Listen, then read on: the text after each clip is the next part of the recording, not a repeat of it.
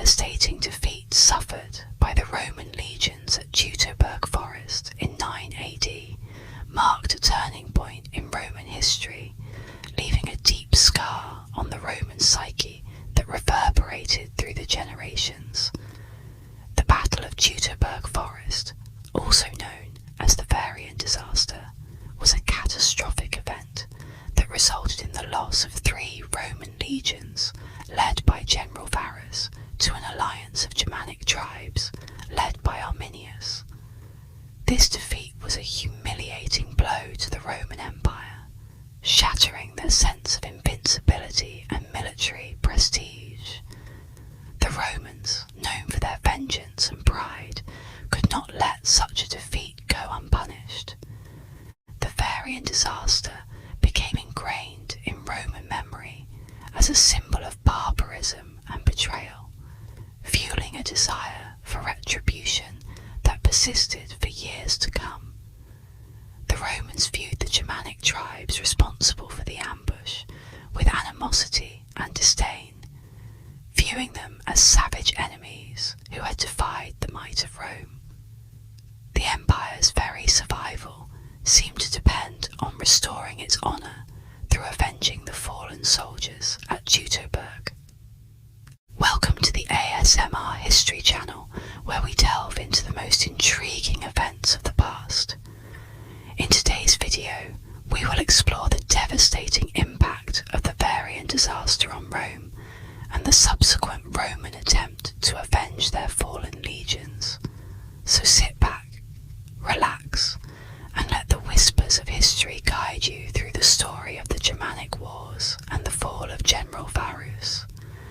After the catastrophic defeat suffered by the Roman legions in the Teutoburg Forest, the news spread rapidly to the remaining Roman forces stationed along the Rhine frontier, creating a sense of dread and foreboding among those on duty. The survivors who managed to escape from the forest brought back harrowing tales of the massacre, painting a vivid and grim picture of the unfolding tragedy. As the full extent of the defeat became apparent, urgent messengers were swiftly dispatched to Rome using the newly established cursus publicus, an advanced communication system that connected the distant provinces of the empire to its administrative centre through a sophisticated network of roads, relay stations, and dedicated couriers. If the news of the Teutoburg defeat had been carried by a single horse, the journey would have progressed at a pace of approximately 60 kilometers per day, taking around 3 to 4 weeks to reach Rome. However, if a relay of horses was utilized, the speed would have increased significantly to about 200 kilometers per day, reducing the delivery time to approximately 2 weeks.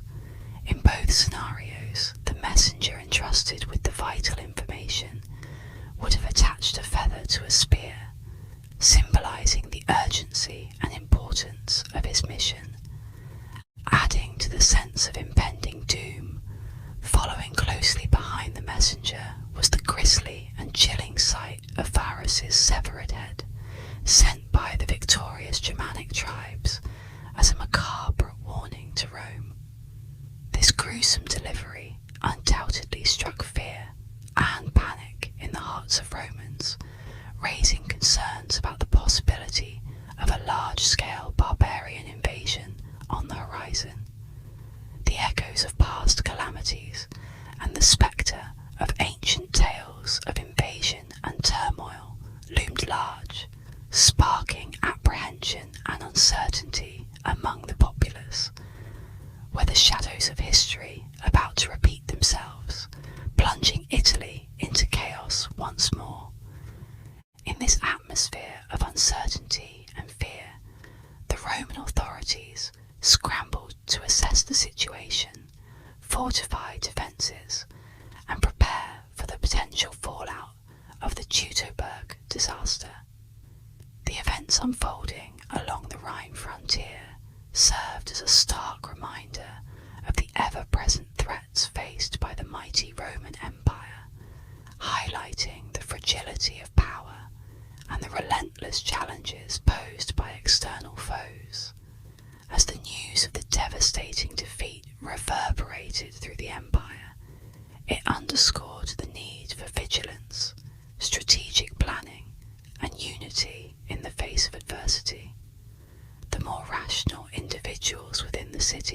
dismissed the immediate threat, believing that Rome could handle any potential danger. However, the looming possibility of an attack on Rome was always present during times of unrest.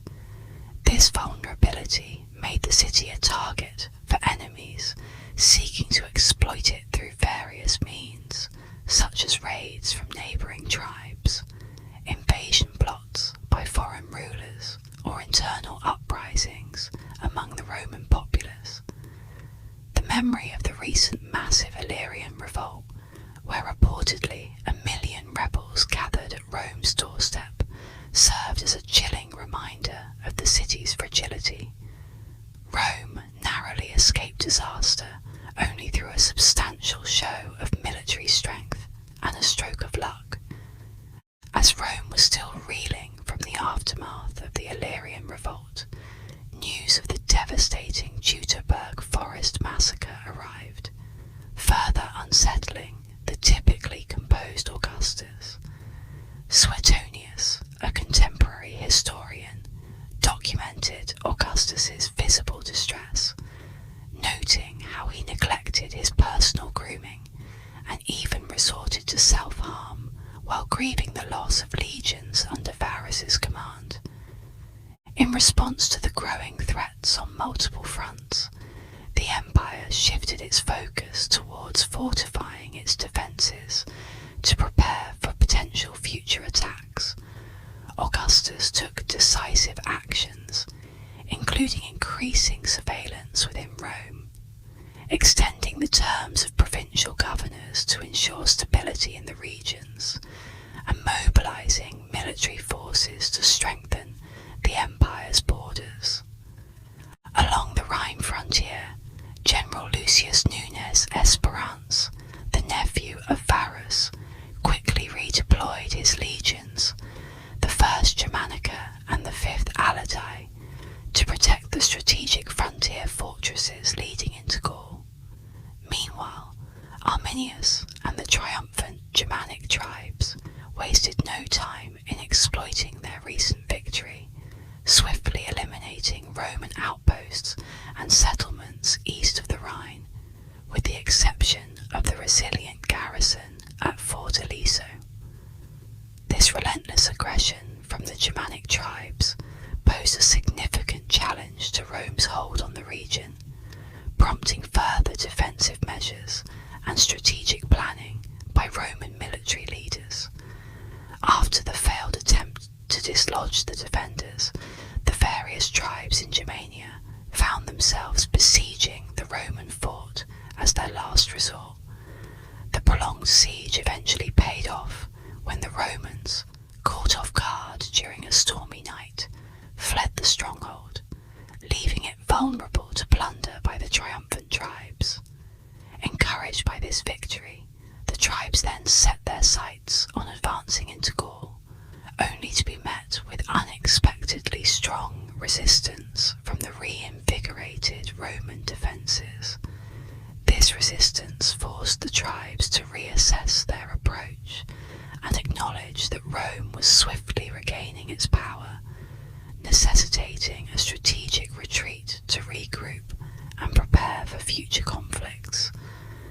The abrupt shift in momentum proved to be a significant setback for the tribes, who had momentarily united in pursuit of their common goal leading up to the Teutoburg disaster. However, with victory achieved, internal divisions among the tribes resurfaced as disagreements arose regarding their next steps. Notably, long-standing adversaries of Arminius challenged his strategies, with factions like the Treacherous tribe considering forming alliances with Rome, while others, like Marabotos of the Marcomanni, refused to support him. As Rome recovered from the initial shock of the defeat, the focus shifted to planning retaliation. The pressing question emerged as to who would be the instrument of Rome's vengeful justice.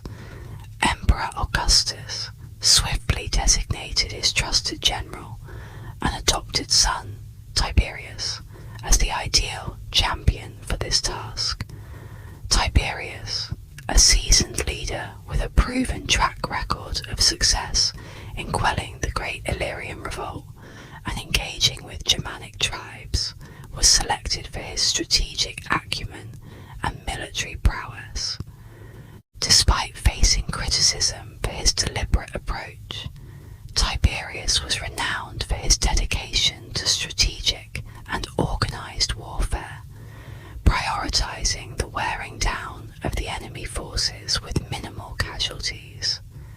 His reputation for meticulous planning and methodical execution made him a formidable adversary, signalling a challenging road ahead for the tribes as they braced for the impending conflict with Rome under the leadership of Tiberius. Historian Vallius Peter Cullis, a trusted confidant of the esteemed General Tiberius, provides valuable insights into Tiberius's strategic approach to achieving military glory. Tiberius's unwavering commitment to the safety and well-being of his soldiers was a cornerstone of his leadership style, fostering a deep bond of respect and admiration between him and his troops. This dedication was particularly evident during his deployment to the tumultuous region of Germania in 1080, a challenging assignment handed to him by Emperor Augustus in the aftermath of the devastating Varian disaster. The loss of 3 legions in that calamity had left a vulnerable gap in the Roman defences, exploited by cunning foes led by Arminius.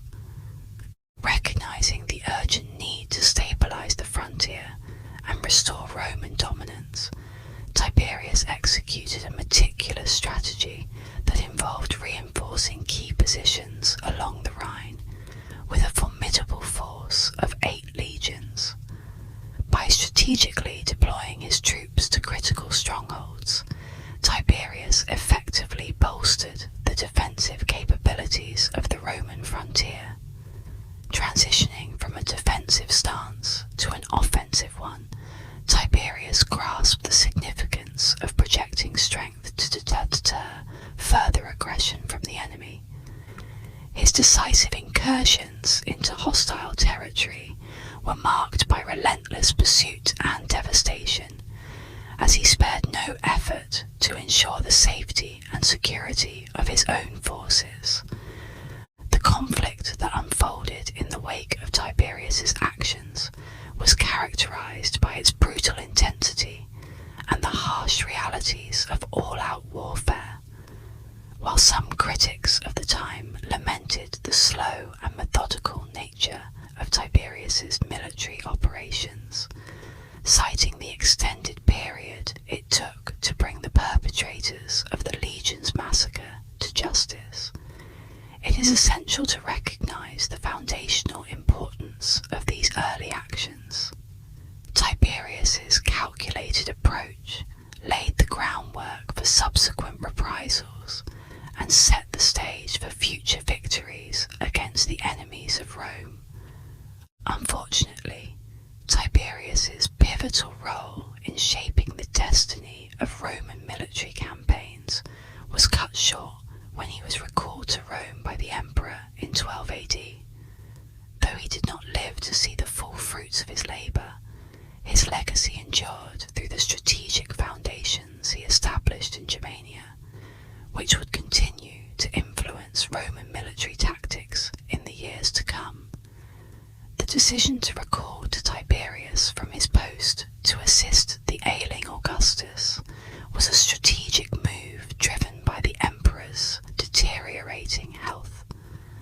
At 73 years old, Augustus recognised the need to ensure a smooth transition of power in the event of his passing, leading him to call upon his 55-year-old successor, Tiberius. This decision not only highlighted Augustus's foresight, but also underscored Tiberius's importance in the governance of the empire. Upon Tiberius's Germanicus's return, a grand celebration was held to mark his presence and reassure the Roman populace following the Teutoburg disaster. This event served to restore confidence in the leadership and military prowess of the Roman legions, signalling a turning point in the fortunes of the empire. Tiberius's successful handling of the situation not only solidified his reputation as a capable leader, but also paved the way for his eventual ascension to the imperial throne upon Augustus's passing in 14 AD, just before his 76th birthday. As the ruler of the vast Roman territories, stretching from the Atlantic Ocean to the Red Sea, Tiberius entrusted the management of affairs in Germania to his protege, Germanicus, a talented and promising young leader at the age of 29. Germanicus quickly distinguished himself, living up to the legacy inherited from his father. His marriage to the granddaughter of Emperor Augustus and designation as the heir to the imperial throne further solidified his position of influence within the empire. Throughout significant events, such as the Illyrian rebellion from 6 to 9 AD, and the subsequent Germanic campaigns of 10 to 12 AD, Germanicus showcased his charisma and military acumen, garnering respect and admiration among his peers. However, his accomplishments always remained in the shadow of Tiberius, who provided guidance and oversight as the ultimate authority in the empire. Despite this dynamic, Germanicus's rise as a prominent figure of his time was undeniable, setting the stage for future developments and power dynamics within the Roman Empire. Germanicus's leadership during the retaliatory expeditions into Germania under Tiberius's command showcased his true abilities, despite his earlier prominence in triumphal processions. Eager to seize the opportunity to shine, Germanicus faced a challenging start as he took over command from Tiberius and directly engaged with the weary legions stationed near the Lower Rhine. These soldiers, fatigued by the harsh conditions of frontier life and feeling mistreated by their superiors, erupted into mutiny upon hearing of the emperor's death, fearing their concerns would be ignored. The mutineers' demands, which included the fulfillment of bonuses, a pay raise, and a reduction in service duration, posed a significant challenge to Germanicus. Over several months of negotiations, Germanicus and his officers worked to address the soldiers' grievances. They agreed to repay bonuses, adjust salaries, and exempt troops with at least 16 years of service from non-combat duties, with Germanicus personally covering the costs. Despite offers to declare him emperor, Germanicus declined, opting instead to focus on rebuilding unity within the Roman forces. Germanicus's leadership took a decisive turn as he led the troops on a new campaign aimed at revitalizing Roman military strength. Initiating a punitive expedition against the Marsi tribe, Germanicus employed ruthless tactics, including burning villages and massacring inhabitants, to assert Roman dominance. Even during a religious celebration, he authorized an assault that led to the complete destruction of the target, showcasing his unwavering commitment to enforcing Roman authority. Through his strategic decision-making, adept negotiation skills, and willingness to take bold actions, Germanicus managed to quell the mutiny, address the soldiers' grievances, and restore order within the Roman legions. His leadership during this tumultuous period solidified his reputation as a capable commander and a force Roman military hierarchy. The destruction wrought by the Roman forces under Germanicus was not limited to mere military victories, but extended to a campaign of devastation that reverberated throughout the region. The Roman tactics included not only defeating their enemies in battle, but also employing ruthless strategies to instill fear and submission in the Germanic tribes. This was exemplified by the deliberate torching of lands, desecration of sacred sites, and provocation of neighbouring tribes to futile retaliatory strikes. For instance, during their march, the Romans maintained a disciplined defensive formation, which allowed them to thwart ambushes and raids by the indigenous tribes. This strategic manoeuvrability ensured that the Roman legions could effectively protect themselves while simultaneously inflicting maximum damage on their adversaries. As they made their way back to their winter encampments, the Romans did not hesitate to pillage the territories of various tribes, including the Bructeri, Tuvantes, and Euseptes, leaving a trail of devastation in their wake. The impact of these military campaigns was profound, as the Germanic peoples found themselves overwhelmed and defenceless against the might of the Roman war machine. Forced to abandon their homelands and flee from the advancing legions, they witnessed the once prosperous lands of Germania reduced to ruins. The swift and brutal transformation from relative peace and prosperity to widespread destruction left the inhabitants of the region fearful of what further calamities the future might hold. As the harsh winter of 14 AD gave way to the thaw of spring, a glimmer of hope briefly emerged in the northern lands of Germania. However, this hope was overshadowed by the looming shadow of Rome's retribution, which continued to hang over the heads of the tribes across the Rhine.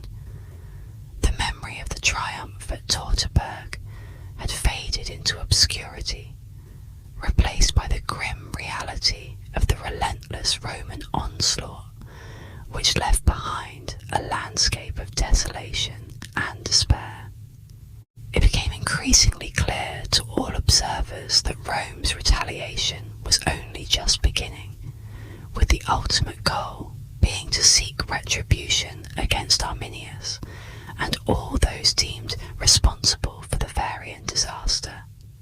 The unfolding events in Germania served as a stark reminder of the brutal and unforgiving nature of Roman military might, as well as the high stakes involved in challenging the supremacy of the empire. During the winter months, Germanicus, the newly appointed commander, dedicated significant time to meticulously planning his next moves for the upcoming campaign season of 15 AD, immersed in a plethora of field reports from scouts, spies, and informants. He collaborated with his councillors to formulate a comprehensive strategy, recognizing the immense challenge posed by a united Germanic alliance. Germanicus and his councillors devised a plan that revolved around dismantling the Confederation piece by piece.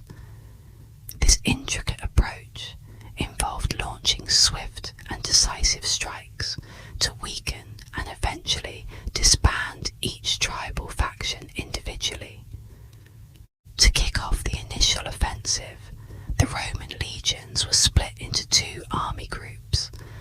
Alaska Kina Severus was tasked with leading the first group, which consisted of 4 legions, 5,000 auxiliaries, and hastily raised levies. Their mission was to execute a diversionary assault on Arminius and the Turushi tribes, aiming to draw attention away from the primary target, the formidable Chatti tribe. Meanwhile, Germanicus himself led the second group, which comprised 4 legions and approximately 10,000 auxiliaries. This group focused on a concentrated effort to directly confront the Chatti head-on. Historical accounts vividly describe the Chatti as a robust and courageous people, renowned for their strategic prowess and fierce infantry armed with iron weapons.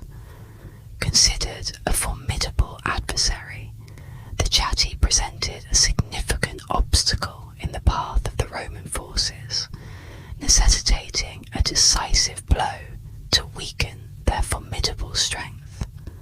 Although the prospect of facing the Chatti in battle initially appeared daunting, the strategic planning undertaken by Rome's commanders, coupled with their earlier skirmish against the Cherusci tribe, provided them with a distinct advantage.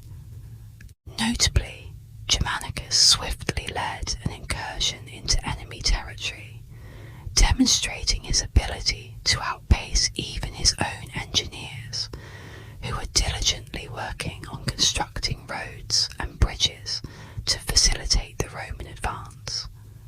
This proactive approach underscored the agility and tactical acumen of the Roman forces under Germanicus' leadership, setting the stage for further developments in the unfolding campaign against the united Germanic tribes.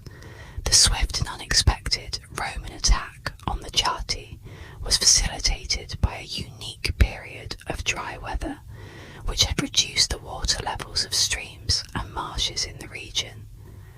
This environmental factor played a crucial role in catching the Chatti off guard, as they were unprepared for a military incursion during such conditions. The Roman military, renowned for its strength and strategic prowess, took full advantage of this situation, launching a surprise assault that left the Chatti reeling. As the Roman forces advanced, they encountered minimal resistance from the Chatti, who were unable to mount an effective defence due to the element of surprise and their disarray. The invaders moved swiftly through the Chatti territory, showing little mercy as they captured, destroyed, or subjugated everything in their path. Diplomatic efforts by the Chatti to negotiate or resist the Romans proved futile in the face of the overwhelming military might they faced. The fortified city of Martiam, a symbol of Chatti strength, fell to the Roman onslaught, further demoralizing the tribe. Some Chatti warriors attempted a last stand against the Romans, only to witness the city's destruction and their own defeat. The survivors of the Chatti, facing the prospect of enslavement or death, fled into the forests to escape the Roman advance. Roman commander Germanicus, seizing the momentum of the initial victory, led his forces towards the Rhine, leaving a trail of devastation in their wake. In response to the Roman threat, the neighbouring Cherusci tribe sought to intervene, but their efforts were skillfully thwarted by Caecina, a Roman officer who employed diversionary tactics to delay and distract the Cherusci forces. As the Roman forces withdrew towards the border, they encountered resistance from the Marsi tribe, prompting Caecina to engage them in a decisive battle. The Marsi, unable to withstand the might of the Roman legions, suffered a crushing defeat and were forced to surrender, solidifying Roman dominance in the region. Caecina, having successfully completed his mission, swiftly returned to the Rhine, marking the conclusion of the campaign's first phase. The once proud Chatti tribe lay defeated, while the Marsi and Cherusci tribes acknowledged Roman authority, underscoring the success of the initial phase of the Roman campaign. The rapid and efficient execution of the plan before the onset of summer highlighted the the challenges and complexities that would characterize the remainder of the campaign season, signalling the arduous tasks that lay ahead for the Roman forces. After a brief period of strategic contemplation, the Roman legions resumed their calculated movements to advance into phase 2 of their military strategy. Their primary objective was to sow discord among the tribal factions who were now re-evaluating their positions following Rome's punitive measures. The schism that General Germanicus aimed to capitalize on stemmed from the division between the pro-Roman faction, led by the respected chief Segestes, and the anti-Roman groups in the region. Segestes, a key figure in the pro-Roman camp, had a history of conflict with Arminius and had even attempted to warn Varus about the impending betrayal at Teutoburg.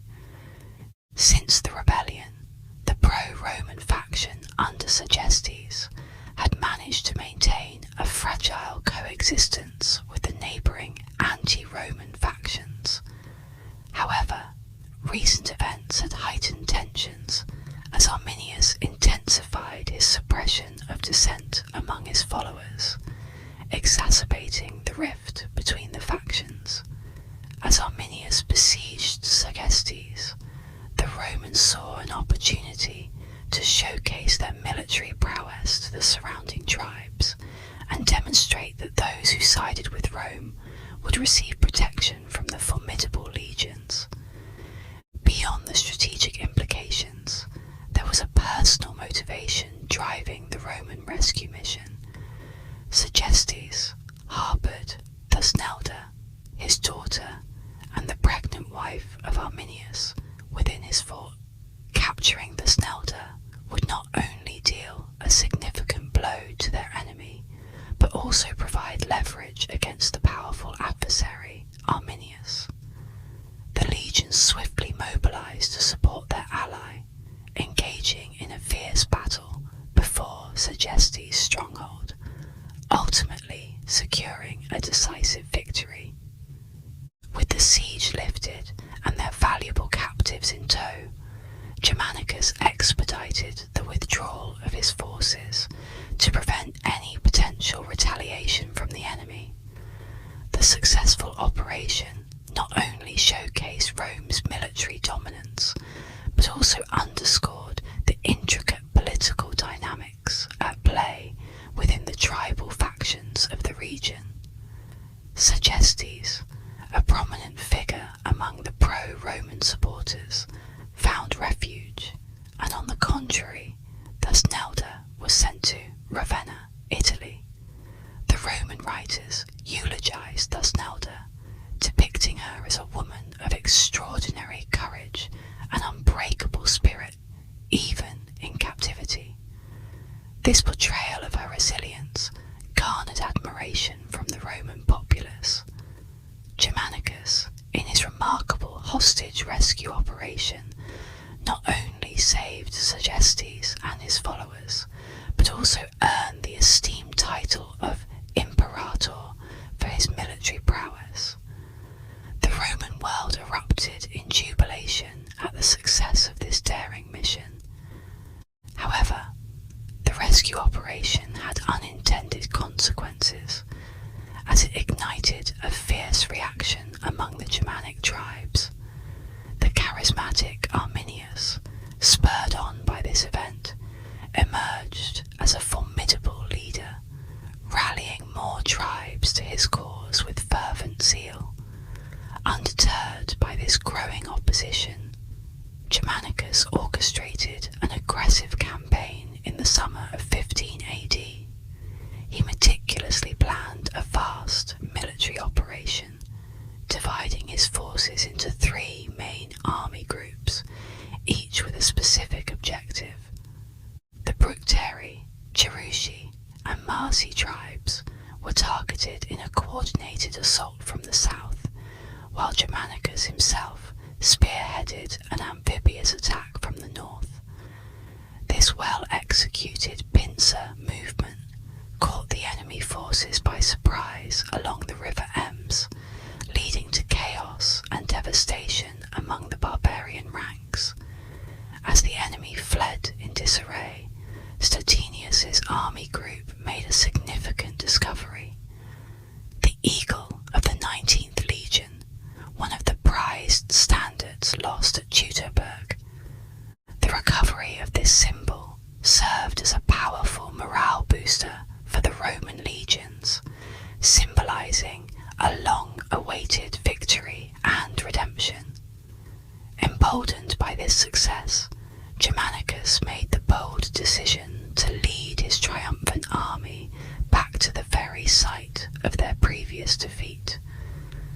Following successful operations against the Bructeri, Germanicus consolidated the three army groups and marched eastward towards the Teutoburg Forest. The atmosphere was tense as they retraced the steps of their fallen comrades, with the weight of past losses hanging heavy in the air. The journey back to the scene of the Teutoburg disaster was not just a military expedition, but a poignant pilgrimage to honour the memory of those who had bravely fought and perished in that fateful battle.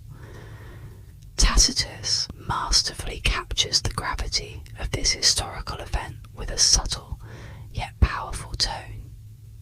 The aftermath of the fierce battle painted a haunting picture, etched in the memories of those who survived to tell the tale. As the survivors guided visitors through the desolate remnants of the conflict that had transpired 6 years prior, the grim reality of war lingered in the air like a shadow. Germanicus, a respected leader, and his devoted troops undertook the solemn duty of burying their fallen comrades in communal graves. These burial sites, now discovered by modern archaeological expeditions, serve as poignant reminders of the sacrifices made in the name of honour and duty.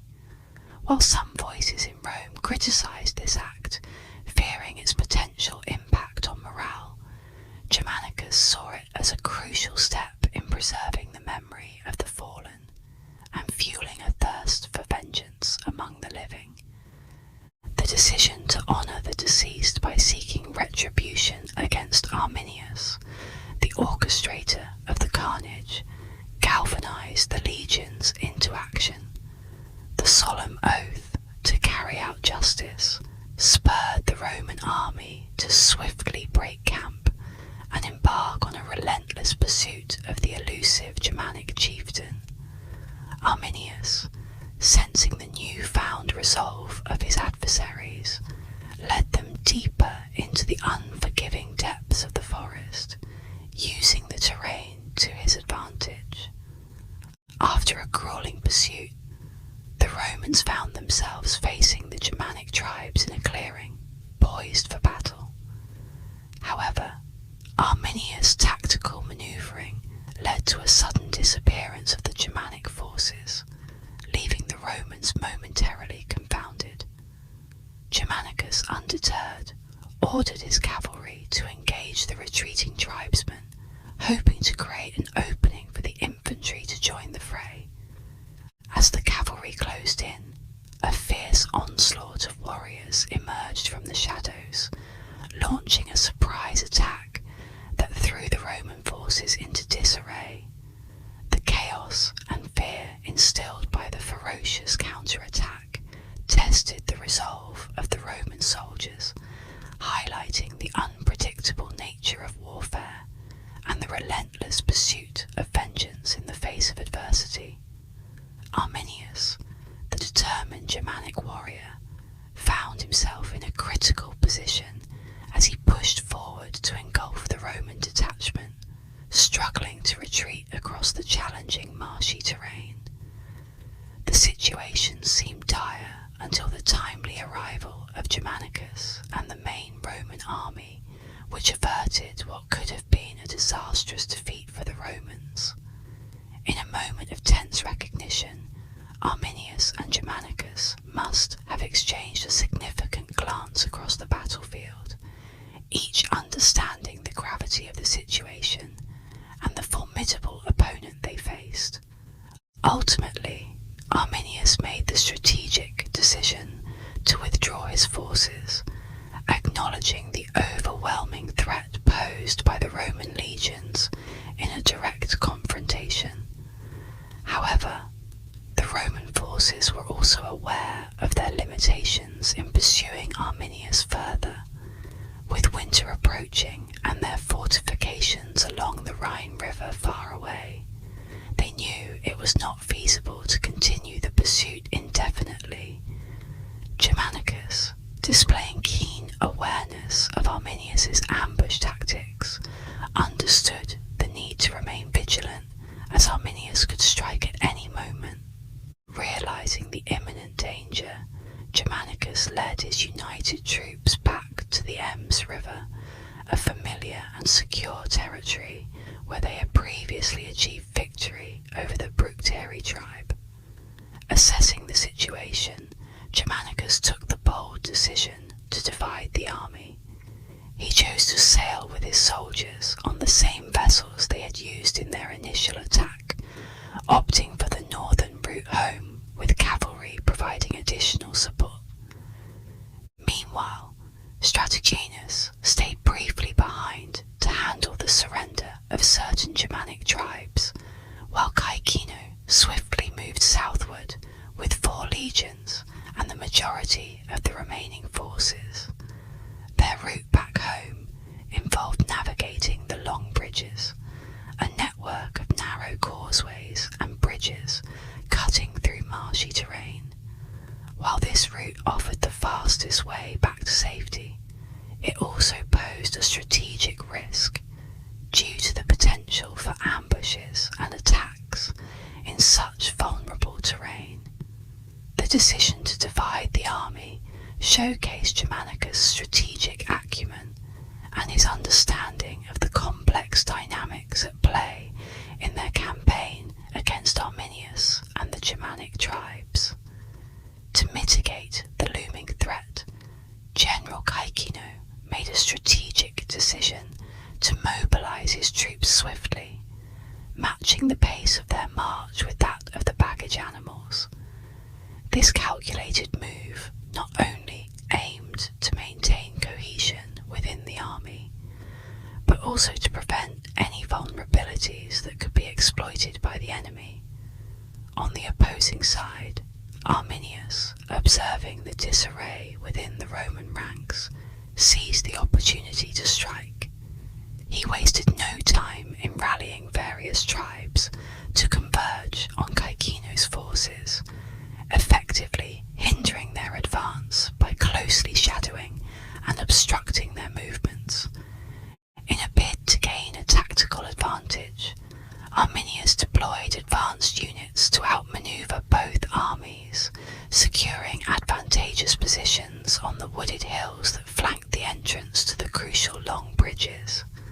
The significance of these bridges became apparent as the Roman soldiers finally caught sight of the causeways stretching into the distance. However, any relief they felt was short-lived as scouts relayed alarming news about the perilous state of the long bridges. Sections of the structures had either collapsed, been washed away by the elements, or deliberately sabotaged, posing a grave challenge to the advancing Roman forces. Confronted with a pivotal decision, Caecino found himself at a crossroads. He had to weigh the risks of taking a longer route around the obstacles, potentially exposing his troops to attacks from the Germanic forces lurking behind them, against the perilous option of attempting to cross the compromised bridges. Betting on the expertise of his Roman engineers to effect critical repairs and ensure safe passage, Caecino opted to stay and proceed with the crossing. To fortify their position and brace for a potential standoff, he divided his forces, assigning tasks for construction work and establishing a defensive perimeter in anticipation of a confrontation. Arminius likely relished the sight of the 4 Roman legions seemingly cornered against the marshes, envisioning their iconic eagle standards as trophies to be claimed. Despite the valiant efforts of the legions to mount a counter-offensive, they suffered a significant setback. The ensuing clashes were brutal and relentless, with savage assaults wreaking havoc on the Germanic tribes and leaving a trail of devastation across the Rhine region. Entire settlements bore the brunt of the violence, falling victim to plundering, fires, and merciless massacres that transformed the landscape into a desolate wasteland. The military campaigns conducted in the late 15 AD marked a significant turning point as Roman legions engaged in a fierce offensive against Arminius, driving him deep into the remote eastern forests. However, with the approach of winter, the Romans found themselves compelled to retreat to their frontier bases, creating a critical opportunity for Arminius at the Long Bridges. At this strategic location, Arminius sought to replicate his past success at the Teutoburg Forest by trapping 4 Roman legions during their withdrawal. The indigenous tribes, tired of enduring foreign oppression, rallied behind Arminius in a united effort to seek revenge against the Romans and reclaim their freedom. Arminius quickly organised his forces, establishing repair and defence units to fortify their position at the Long Bridges. The tribes, seizing the high ground and utilising their knowledge of the terrain, engaged in tactics such as launching raids, redirecting streams to flood Roman positions, and launching constant attacks on Roman fortifications. Meanwhile, the Romans, with their superior technical skills and military experience, faced the challenge of contending with the unfavourable conditions of the soggy landscape and the overwhelming numerical advantage of the Germanic tribes. General Caecina's leadership was pivotal as the Roman troops worked tirelessly to fortify their position amidst the relentless assaults. Despite facing constant attacks and hindrances caused by the difficult terrain, the Roman soldiers persevered through the day under General Caecina's guidance, making slow progress against the determined enemy forces. The intense back and forth struggle between the two sides showcased the contrast in their strengths and weaknesses, with each side utilising their unique advantages to gain an upper hand in the conflict. As the Roman forces faced dwindling supplies, increasing casualties, and a decline in morale, the barbarian tribes on the elevated dry grounds revelled in their strength and unity, celebrating around warm fires with loud laughter that echoed through the night. In this challenging situation, Teutoburg, a Roman commander, found himself confronted with a formidable adversary exuding confidence, painting a grim picture for the upcoming days. Realising that remaining passive and complacent would only lead to further despair, Teutoburg knew he had to find a glimmer of hope to inspire his troops to continue fighting.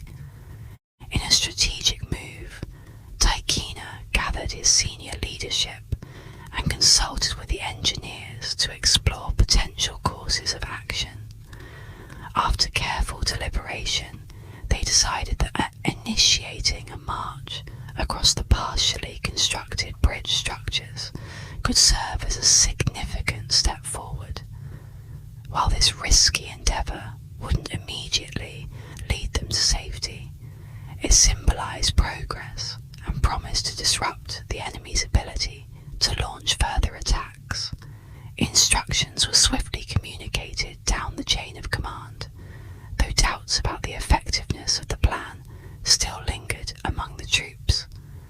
According to Tacitus, that fateful night, Tychina was haunted by a vivid and unsettling vision.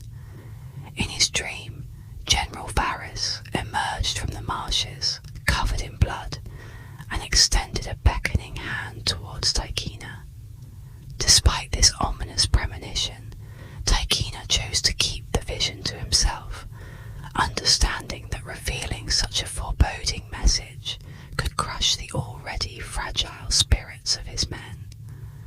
Thus, he resolved to place his trust in the calculated strategy they had devised.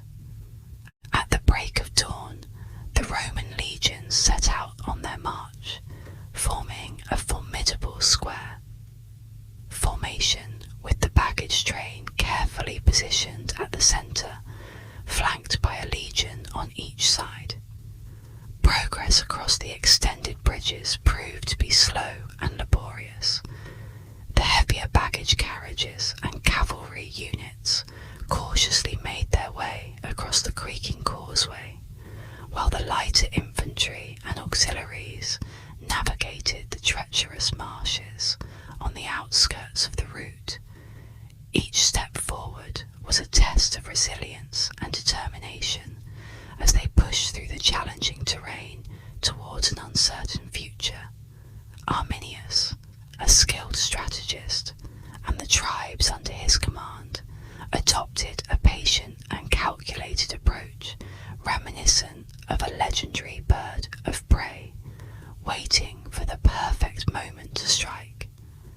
They cleverly sent out small harassing units to disrupt the Roman rearguard, while keeping their main forces well prepared for the decisive engagement to come. Meanwhile, the Romans maintained a strict defensive perimeter, demonstrating discipline and organisation. However, the challenging terrain of the marshlands presented a significant obstacle.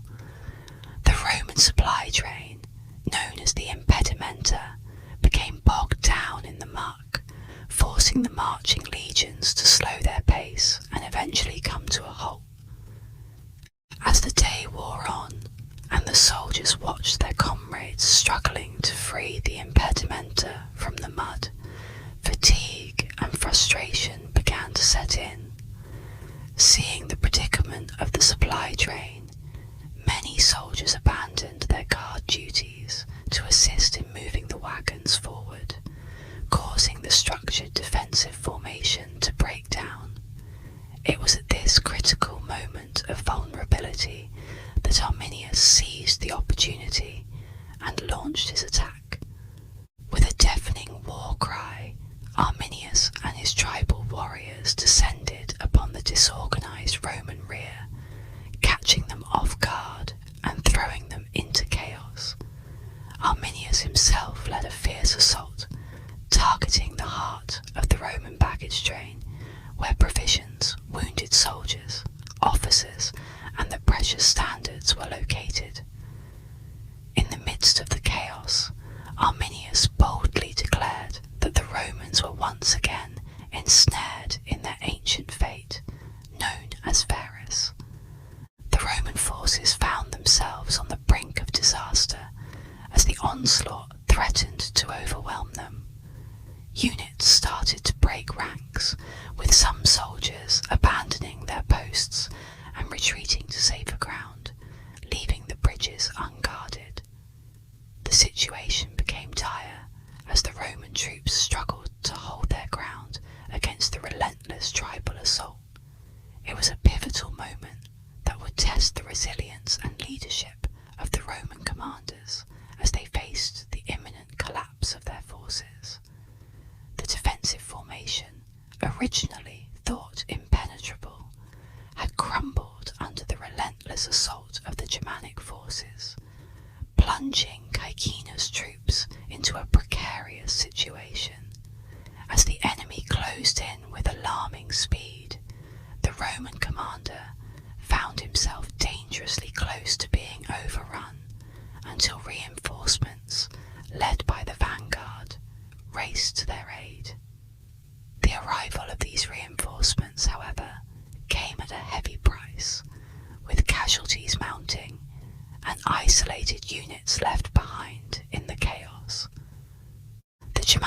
warriors, emboldened by their initial success, wasted no time seizing the opportunity to exploit the battlefield.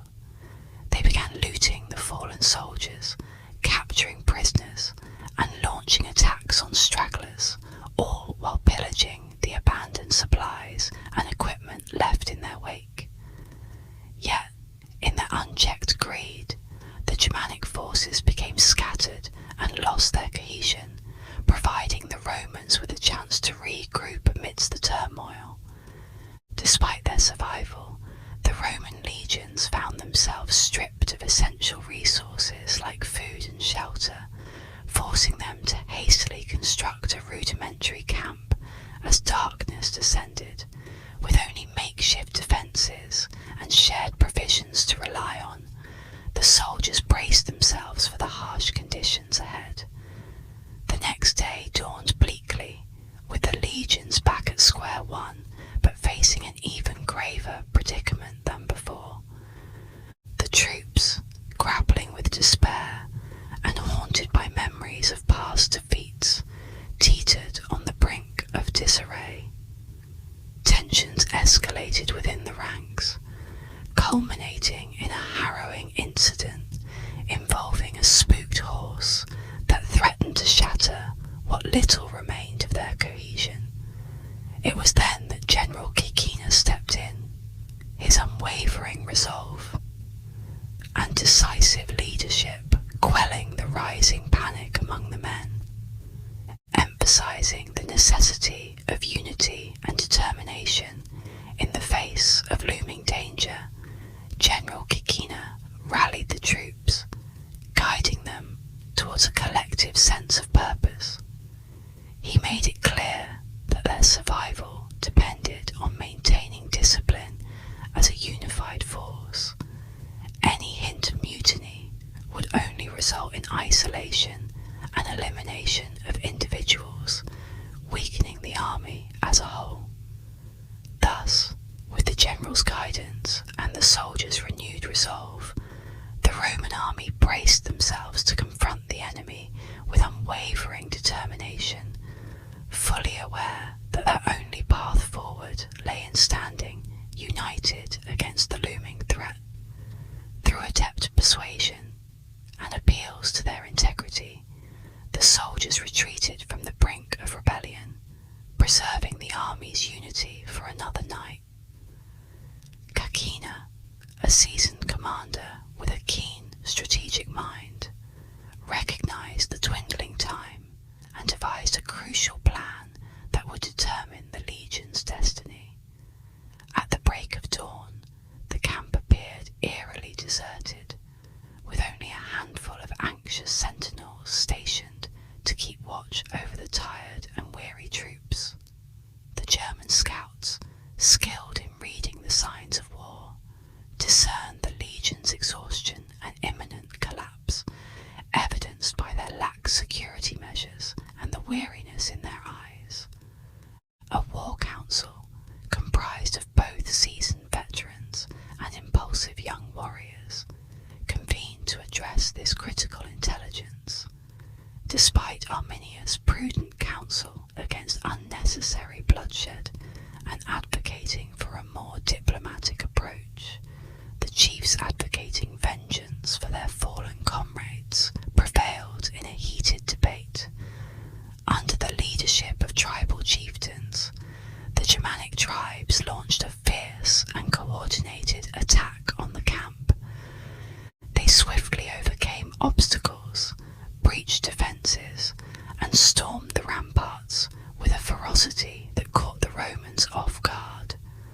Arminius, a respected leader among his people, led his warriors into the fray, hoping to strike a decisive blow against the Roman oppressors. However, their cohesion dissolved as they dispersed to pillage and slaughter, underestimating the Roman forces' tactical prowess. Exploiting this chaos, Caecina, with her sharp eye for opportunity, signalled the trumpets, initiating a well-coordinated counter-offensive from concealed positions. Centurions, seasoned in the art of war, guided troops to fend off the tribesmen and trap those inside the camp. Surviving Roman cavalry, who had been strategically positioned for such a moment, launched a surprise attack on the flanks of the Germanic horde, causing confusion and disarray among their ranks. Meanwhile, additional cohorts surged from beyond the fortifications to confront the enemy in a well-coordinated battle formation. The Germanic tribes, initially confident in their numerical superiority and the element of surprise, quickly found themselves facing a resilient and methodical opposition. The Romans, disciplined and well-drilled, fought with a tenacity born of years of training and experience. Amidst the chaos of battle, undisciplined and disorganized men among the Germanic tribes found themselves in a state of panic, their earlier miscalculations now coming back to haunt them. The strategic Roman defense, carefully planned and executed, turned the tide of the battle in their favor. The Germanic tribes, caught off guard by the Romans' resilience and tactical acumen, soon realized that their anticipated easy victory had turned into a desperate struggle for survival. In the end, it was this miscalculation that would ultimately lead to their downfall and the triumph of the Roman legions. The legions found themselves in a favourable position, catching their adversaries by surprise and finally getting the chance to engage in the long-awaited battle.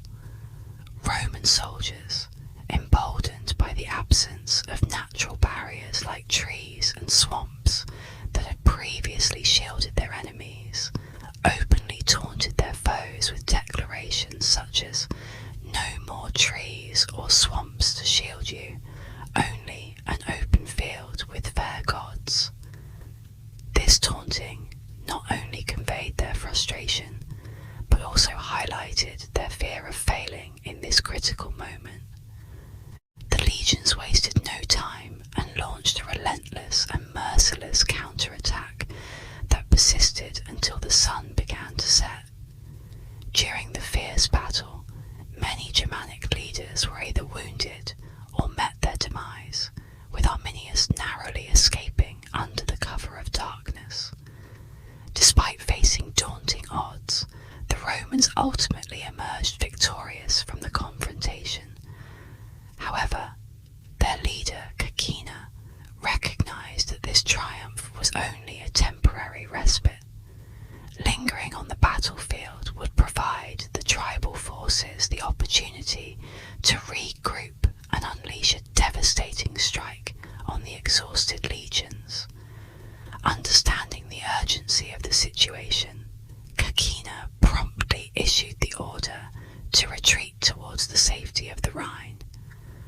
After enduring several grueling days of marching and fighting, the Roman army finally reached the Rhine in a sorry state, battered, bloodied, and almost unrecognizable. In their absence, a sense of panic had gripped the frontier, with the haunting memory of the Teutoburg disaster casting a dark shadow over their minds. Some suggested drastic measures, like destroying the Rhine bridge, to prevent a potential Germanic incursion. But Agrippina, the wife of Germanicus, vehemently opposed such extreme actions. She steadfastly believed in Rome's strength and eagerly awaited the return of the legions. As Caecina's exhausted troops wearily made their way back into view, their dominus was there to greet them with much-needed provisions and care. The soldiers had survived the harrowing ordeal, bolstered by the support and relief of their leader's presence. Meanwhile, on a separate front, Germanicus embarked on his own arduous journey back along the northern coast, navigating challenges and obstacles as he made his way towards the safety of his camp. Upon encountering treacherous waters during their journey, the the Roman army faced a daunting challenge that put their strength and courage to the test. To navigate through the hazardous conditions, 2 legions were dispatched to march alongside the fleet and provide support during the crossing. Initially, the troops made steady progress along the peaceful shoreline, but their situation quickly deteriorated as they were met with howling winds and powerful currents that threatened to overwhelm them. The historian Tacitus vividly described the chaotic and perilous scene that unfolded before the soldiers. The landscape became a maelstrom of water, making it nearly impossible to distinguish safe ground from the treacherous waters that surrounded them. Men and animals were swept away by the violent waves, while debris and lifeless bodies littered their path, creating a grim and disheartening tableau of destruction. In the midst of this turmoil, the line between bravery and cowardice, caution and recklessness, and planning and chance blurred, leaving the soldiers vulnerable to the merciless onslaught of nature. Despite the overwhelming odds, the Roman general Vitellius demonstrated exceptional leadership as he guided his men to higher ground, where they sought refuge for a night of hardship and deprivation. The soldiers endured a grueling ordeal, lacking sustenance, warmth, and comfort, akin to besieged warriors facing a dishonourable defeat. However, as day broke, they caught sight of land once more and continued their march toward the Circus River, where Caesar and the fleet awaited them. Amid rumours of their tragic demise, the legions finally reunited with Caesar and the rest of the army, dispelling doubts and confirming their survival. With their safe return, the soldiers embarked on the journey back to their own encampments, retracing their arduous steps with a mixture of relief and exhaustion. The campaign season had been marked by victory and hardship, leaving the soldiers physically and emotionally scarred from the brutal trials they had endured, rendering them in need of rest and recovery before engaging in further combat. Fortunately, despite the challenges faced, the Empire managed to remain oblivious to the dark chapter of defeat and setbacks that had unfolded.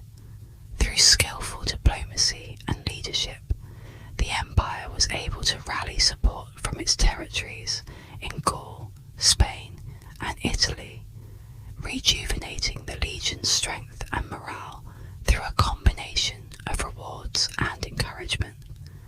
Seasoned veterans and eager new recruits alike were inspired by promises of impending triumph, eagerly preparing themselves for the next campaign. In the year 15 AD, the Roman forces launched a daring incursion deep into Germanic territories, achieving initial success and almost completely crushing the enemy. However, as the harsh winter approached, the Romans found themselves forced to retreat, leaving their victory incomplete. This retreat marked the beginning of a series of unfortunate events for the Romans, as they encountered treacherous weather conditions and relentless enemy attacks that threatened to undo all their hard-earned progress. Despite facing overwhelming odds and near annihilation, a small group of survivors managed to endure the onslaught and make their way back home.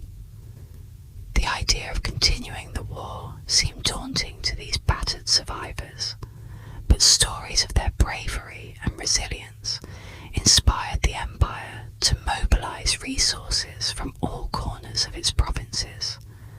This revitalization effort breathed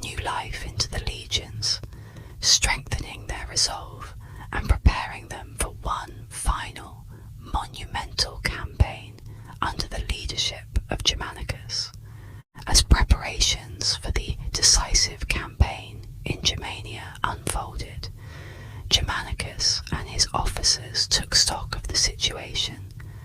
Their appeals for aid from neighbouring provinces met with resounding success, resulting in an influx of provisions and reinforcements to bolster the Roman forces along the Rhine. The quartermasters found themselves inundated with a multitude of supplies, a testament to the empire's commitment to supporting its legions in their quest for victory. During the winter months, the Romans diligently gathered essential supplies in massive depots in preparation for transportation. These depots were strategically located to ensure easy access and distribution to the troops when needed. Meanwhile, the soldiers were given ample time to recuperate, taking advantage of the downtime to rest, eat well, and receive medical attention as necessary. The festive atmosphere, marked by celebrations, the distribution of spoils, and ceremonies honouring their achievements overseen by Germanicus, helped boost morale among the troops and alleviate any lingering fears from past battles. As the soldiers regained their strength and sense of valour, a renewed eagerness for combat began to spread among many ranks, fueled by both the age-old imperial propaganda and the soldiers' inherent competitive spirit. This desire for glory and conquest further motivated the troops to prepare for the upcoming campaign season with determination and zeal. On the other side, the Germanic tribes to the east were also preparing for the impending conflict, albeit at a slower pace. The aftermath of previous campaigns had taken a toll on their forces, with many allies left severely injured and struggling to survive in a land ravaged by war.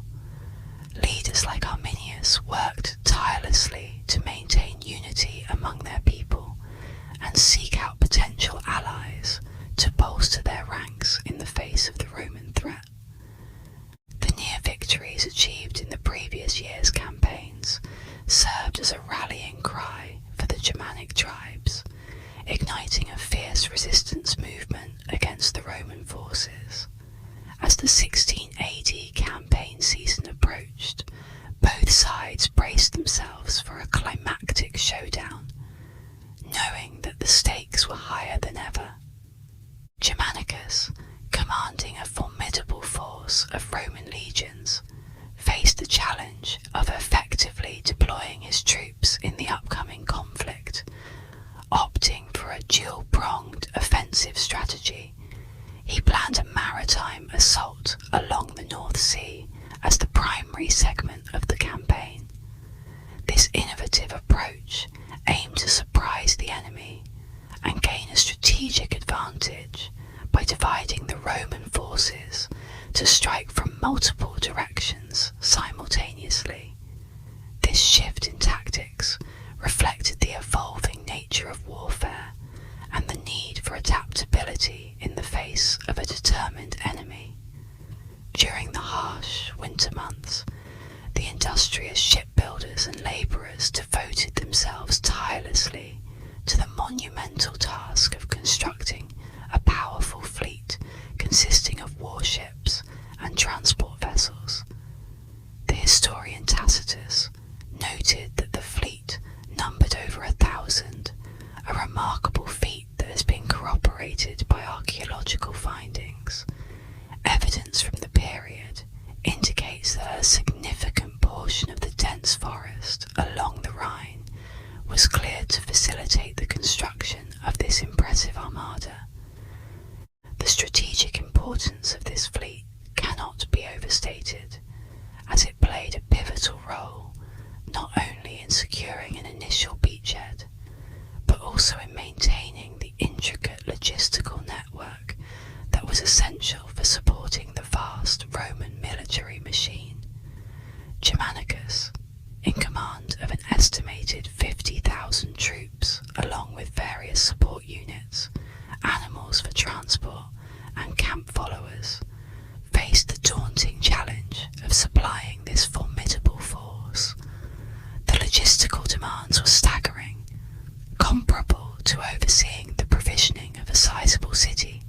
as some scholars have pointed out.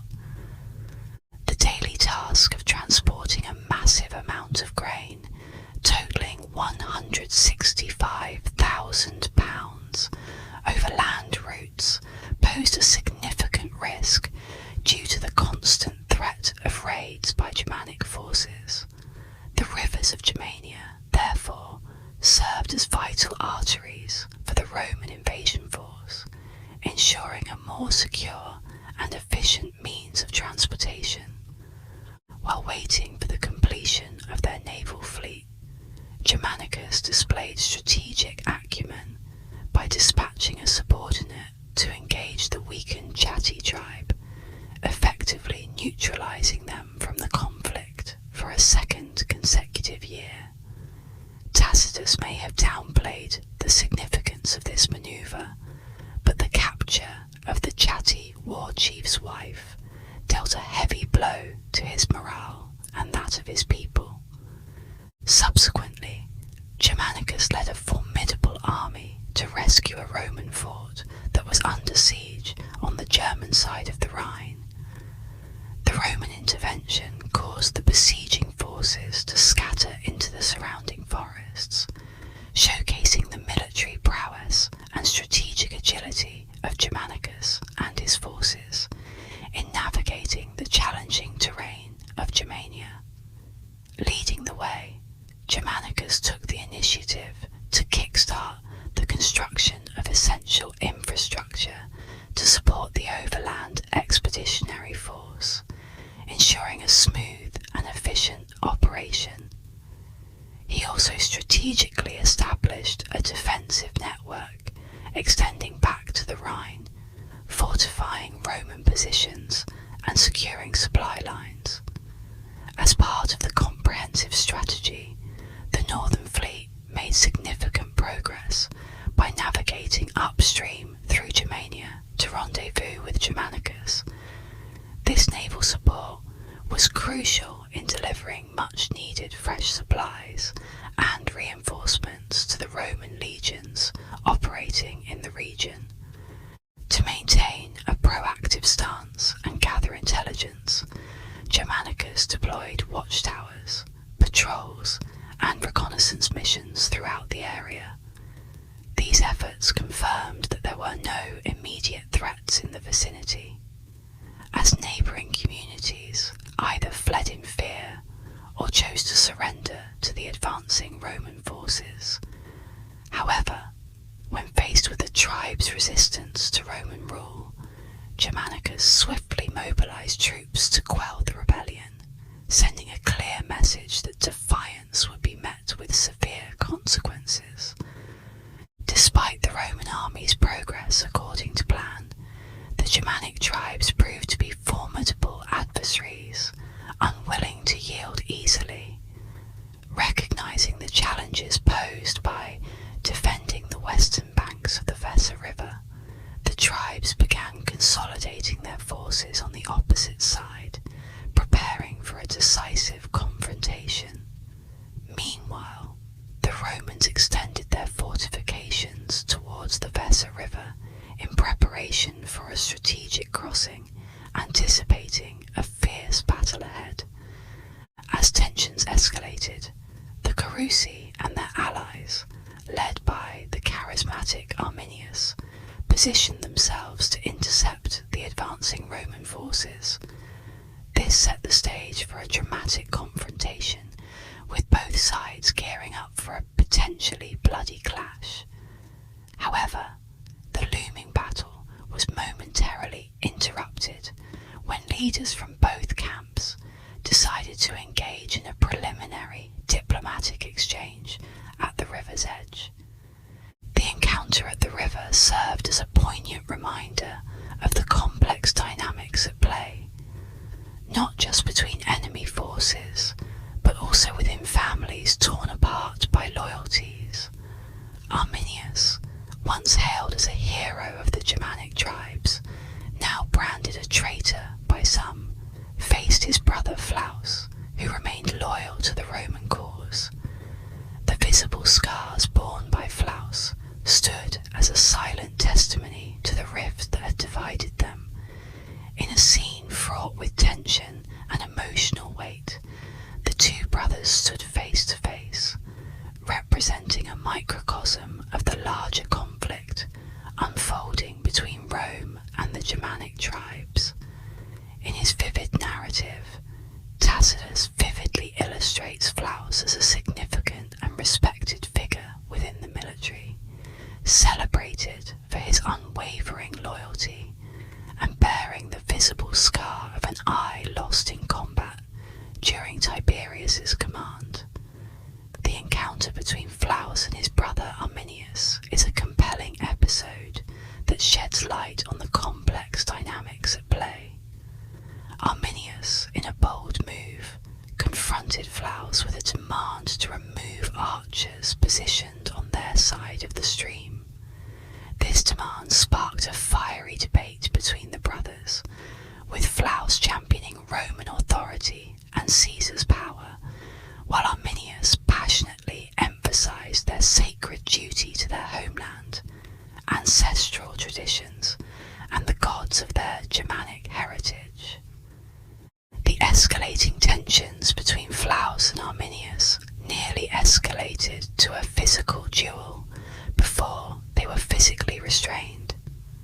The intensity of the moment is palpable as Flaus, visibly angered, called for his weapons and horse, while Arminius, on the opposite bank, issued challenges and threats, daring his brother to a one-on-one confrontation. Arminius, with a touch of irony, hurled insults in Latin, highlighting his previous role as a captain of indigenous auxiliaries in the Roman camp. This clash between the siblings serves as a microcosm of the larger rifts created by the conflict, not only between nations, but also within families torn apart by conflicting loyalties. It is important to note that the exact dialogue exchanged in this verbal confrontation was likely embellished by later writers and should be approached with a critical eye. Nevertheless, Flaus's arguments provide valuable insights into the Roman perspective, exposing the mechanisms of imperial propaganda at play. It is intriguing to observe that the conflict was not framed by the Romans as a war against the entire Germanic tribes, but rather as a struggle against disloyal factions within their midst. The Romans portrayed themselves as benevolent rulers, offering friendship and alliance to those who would surrender their arms. This nuanced portrayal underscores the complexity of the historical narrative and the intricate interplay of power dynamics and propaganda during times of conflict. Despite the undeniable brutality of the historical context, the narrative that emerged was one of strategic maneuvering and calculated military tactics. It is important to highlight that amidst the conflict, there existed a complex interplay of factors that influenced the actions of both Roman and Germanic fighters. Notably, within the Roman army, there were Germanic auxiliaries who had chosen to align themselves with the Romans. This suggests that persuasion and diplomacy played a role in shaping loyalties, rather than just brute force alone.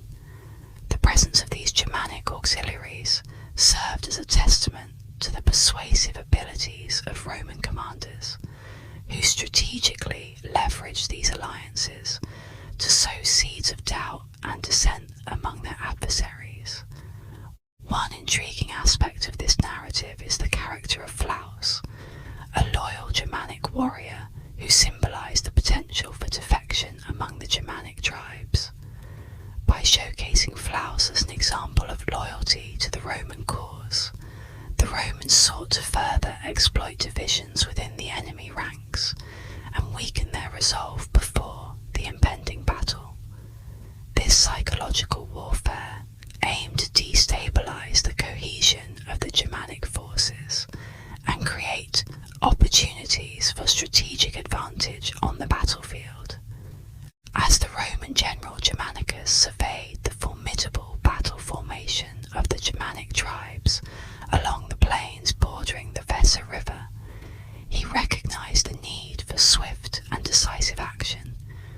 Rather than relying solely on propaganda and psychological tactics, Germanicus immediately set in motion a series of bold military maneuvers designed to outflank and outmaneuver the enemy. Dispatching scouts to locate strategic crossing points along the river, Germanicus orchestrated a multi-pronged assault strategy. One flank of the Roman forces, led by the skilled commander Stratinus, executed a surprise cavalry attack downstream, aiming to catch the Germanic forces off guard. Simultaneously, another cavalry detachment under the command of Arminius scouted a ford upstream, setting the stage for a classic pincer movement that would encircle the enemy. Germanicus, anticipating the potential for the enemy to respond to these flanking maneuvers, ordered a direct frontal assault through the strongest current of the river. The elite Batavian cavalry spearheaded this risky frontal charge, aiming to create a diversion and draw the attention of the Germanic forces. The success of Germanicus's tactical gambit hinged on the coordination of these multiple maneuvers. The frontal assault to engage and distract the enemy, while the flanking attacks sought to encircle and divide their forces. By creating chaos and uncertainty on the battlefield, Germanicus aimed to exploit weaknesses in the enemy formation and achieve a decisive victory. This intricate interplay of strategy, risk-taking, and calculated aggression underscored the complexity of ancient warfare and the importance of adaptability and innovation in the face of formidable adversaries. Arminius, known for his exceptional strategic prowess, demonstrated his military acumen by skillfully maneuvering his troops during the battle. He cleverly directed his forces to engage the flanking cavalry units, while simultaneously orchestrating a deceptive retreat in the centre of the battlefield. This tactical move lured the Batavian forces into a trap within the dense woods that surrounded the area, effectively encircling the elite auxiliaries and subjecting them to attacks from all sides.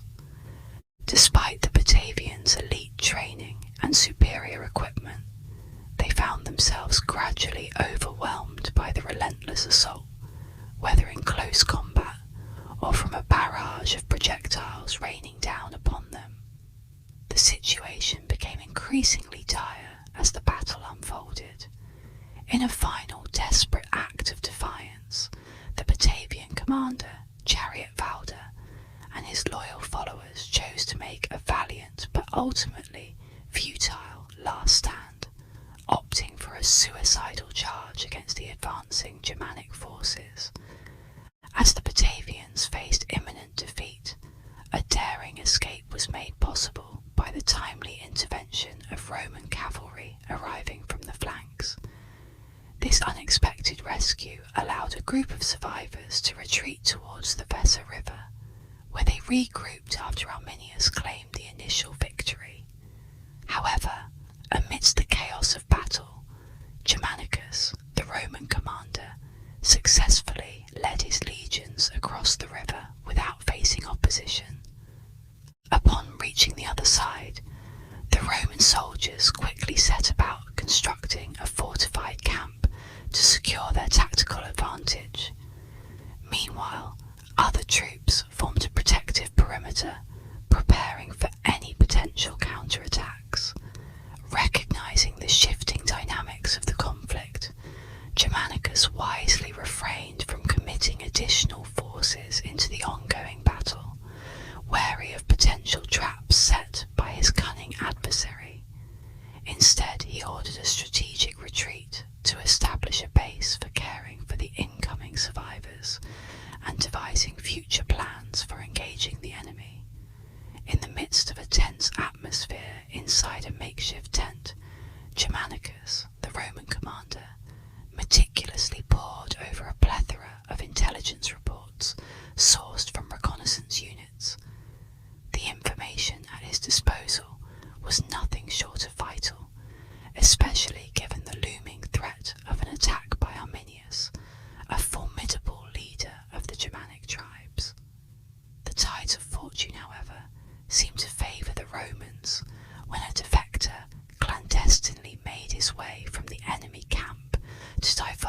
crucial details regarding Arminius's impending offensive strategies.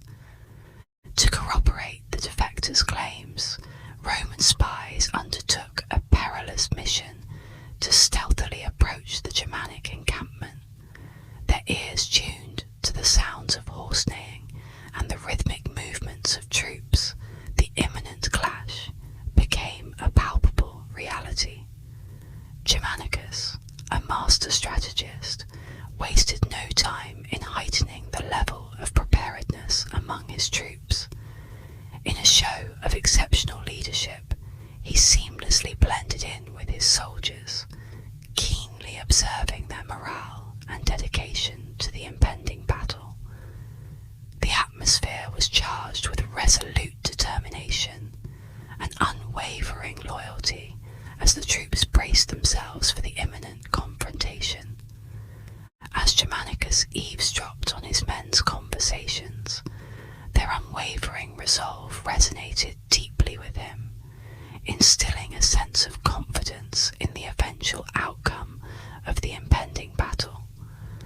The soldiers' vehement rejection of a Germanic messenger's attempt to sow discord by offering rewards for treachery only served to fortify Germanicus' certainty in their loyalty. Their readiness to face the enemy head-on and mete out justice to those who threatened their peace spoke volumes about their allegiance to their commander. At the break of dawn on the following day, the Roman forces stood poised in a meticulously crafted formation outside their encampment, ready for any eventuality. The first skirmish initiated by the enemy was swiftly and decisively repelled, leading to a retreat without any exchange of projectiles. Both sides were now on the brink of a significant battle, with impassioned speeches reverberating across the battlefield to rally the troops. Germanicus, in a display of inspirational leadership, extolled the virtues of Roman discipline, the superiority of their equipment, and the unwavering valour that coursed through the veins of his soldiers, painting a vivid picture of imminent triumph in their minds. He emphasised the critical nature of enduring the initial wave of attacks, instilling confidence in his troops that victory would ultimately be theirs. On the other hand, Arminius motivated his warriors by disparaging the Romans as cowardly deserters and rebels, painting a grim picture of their inferiority and bleak future. The two armies marched towards each other on the vast expanse of the Iristaviso plain, setting the stage for a monumental clash. The Romans, renowned for their meticulous training, meticulously arranged themselves in precise formations as they prepared to face the Germanic tribesmen who descended from the hills to confront them. Arminius led a formidable force of approximately 50,000 or more fighters, each organised into their respective tribal factions that spanned the expansive front, extending from the plain to the nearby forest. Positioned strategically on the slopes, the Cherushi warriors stood ready to charge down upon the enemy as soon as the battle began. A thin line of skirmishers was deployed ahead of them, with historical records indicating limited mentions of cavalry, suggesting their scarcity in the Germanic forces. On the other side, the Roman army, boasting a staggering 74,000 troops, was structured into three distinct lines that included auxiliary units, archers, legions, praetorian cohorts, light infantry, and allied contingents. The cavalry was strategically positioned on the left flank of the Roman forces near the wooded area, showcasing the intricate organisation and tactical prowess of the Roman military. By midday, an imposing force exceeding 100,000 30,000 soldiers stood ready for combat, their anticipation and tension palpable as they glistened with sweat under the blazing sun. Seizing the initiative, the Germanic tribes launched a relentless assault on the Roman front lines, crashing into their formations with fierce determination and vigour, setting the stage for a fierce and decisive battle. Arminius, a formidable leader of the Cherusci, launched a daring attack that threatened to overwhelm the Roman auxiliary and archer formations. However, Germanicus, the Roman commander, had foreseen this aggressive move and had prepared a strategic response. To counter the Germanic advance, Germanicus deployed expendable soldiers as a vanguard to engage the enemy head-on. Simultaneously, he ordered his cavalry, under the command of the skilled Startinius, to charge the flanks and rear of the Germanic forces once the initial clash began. As the battle unfolded near the edge of a dense forest, the clash was intense and chaotic. Projectiles flew through the air, and the clash of weapons echoed throughout the battlefield. Even Arminius, despite sustaining injuries, showed unwavering resolve in the midst of the melee. A moment of awe occurred when 8 eagles, representing each Roman legion, soared above the battlefield, a symbol of divine favour and protection. Inspired by this auspicious sign, Germanicus rallied his troops to follow the lead of the eagles and the ancient deities associated with their legions. The Roman forces, bolstered by their superior numbers and tactical acumen, pressed forward with coordinated flanking manoeuvres that disrupted the cohesion of the Germanic army. As the battle unfolded, the Germanic formations crumbled under the relentless Roman assault. Some frontline soldiers attempted to flee, while others charged recklessly into the heart of the Roman forces. Amid the chaos, the Germanic leader, Iguamaris, narrowly escaped, and Arminius resorted to disguising himself on horseback, his body smeared with blood to evade capture. The Roman forces, seizing the momentum, pressed their advantage, causing devastation among the retreating enemy ranks. The clash raged from dawn until dusk, covering a vast expanse of 10 miles with the debris of war, weapons strewn across the landscape, and the fallen warriors of both sides littering the ground. This decisive victory not only avenged the shame of the Teutoburg defeat, but also marked a significant turning point in the conflict. To commemorate their triumph, the Romans erected a monumental trophy from the spoils of war, serving as a testament to their military prowess and resilience in the face of adversity. The trophy, a colossal tree violently uprooted from the earth and adorned with the spoils of war belonging to the vanquished, loomed ominously as a stark reminder of the conquering force's might. Plaques, meticulously inscribed with the names of the subjugated tribes, were reverently affixed to the tree, serving as a macabre catalogue of the defeated. However, far from resigning themselves to their fate, Arminius and his compatriots seethed with a righteous fury at the brazen spectacle before them, interpreting it as a deep affront to their honour and dignity.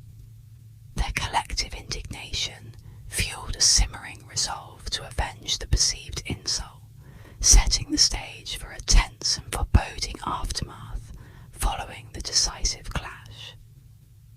Recognising the futility of a head-on confrontation against the formidable Roman forces, the Germanic chieftains strategized to replicate the tactical brilliance that secured their historic victory at Teutoburg 7 years prior.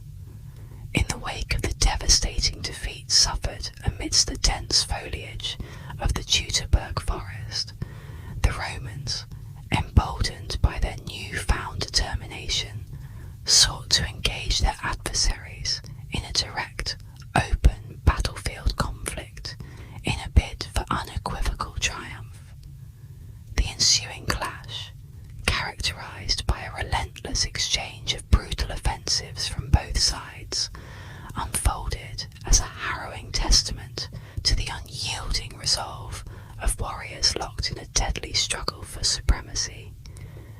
Despite their valiant resistance and refusal to concede defeat, the Germanic tribes ultimately found themselves overwhelmed by the relentless onslaught of the Roman legions, marking a poignant conclusion to the grueling conflict. As the dust settled on the blood-soaked battlefield of Edistaviso, the eerie silence was punctuated only by the haunting cries of scavenging forest creatures feasting on the fallen, their grim feast sustaining them for months to come. The once proud warriors, now reduced to mere carrion, lay scattered across the ravaged landscape, a poignant testament to the brutal toll exacted by the ravages of war.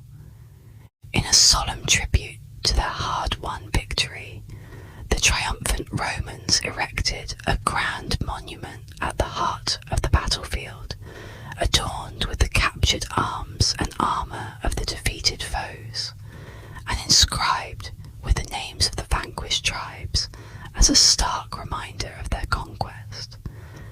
This imposing structure stood as a lasting testament to the ferocity of the conflict and the unyielding spirit of those who fought and fell in the epic struggle known as the Germanic Wars. Following the apparent conclusion of the conflict between the Germanic people and the Romans, the Germanic tribes displayed remarkable resilience in the face of Roman arrogance.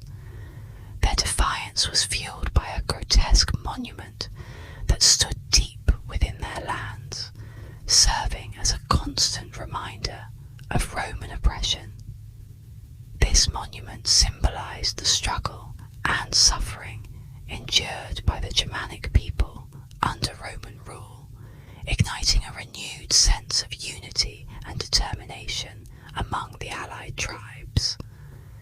In response to the Roman threat, the allied tribes, led by the strategic Arminius, gathered for a war council.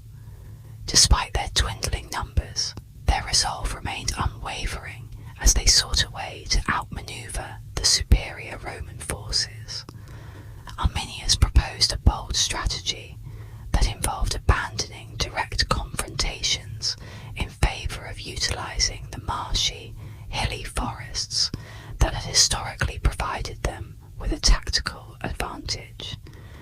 The Germanic tribes, under Arminius's leadership, executed a tactical retreat northwards along the Weser River.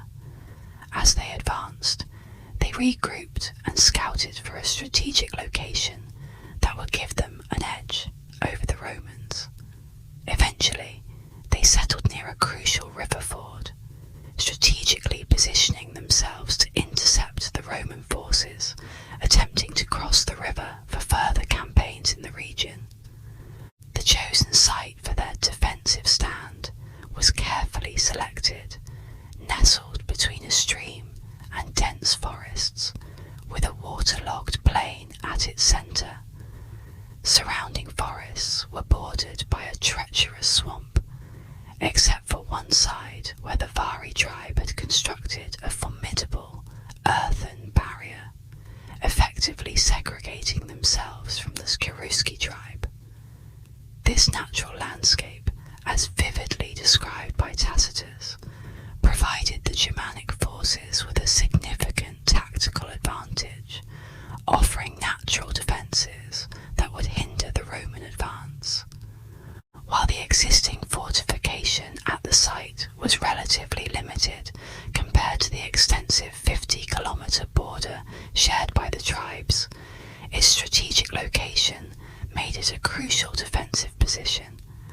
Arminius likely recognised the potential of fortifying the site further, and the Angrivari tribe willingly contributed their labour to strengthen the defences, particularly after suffering previous attacks on their lands.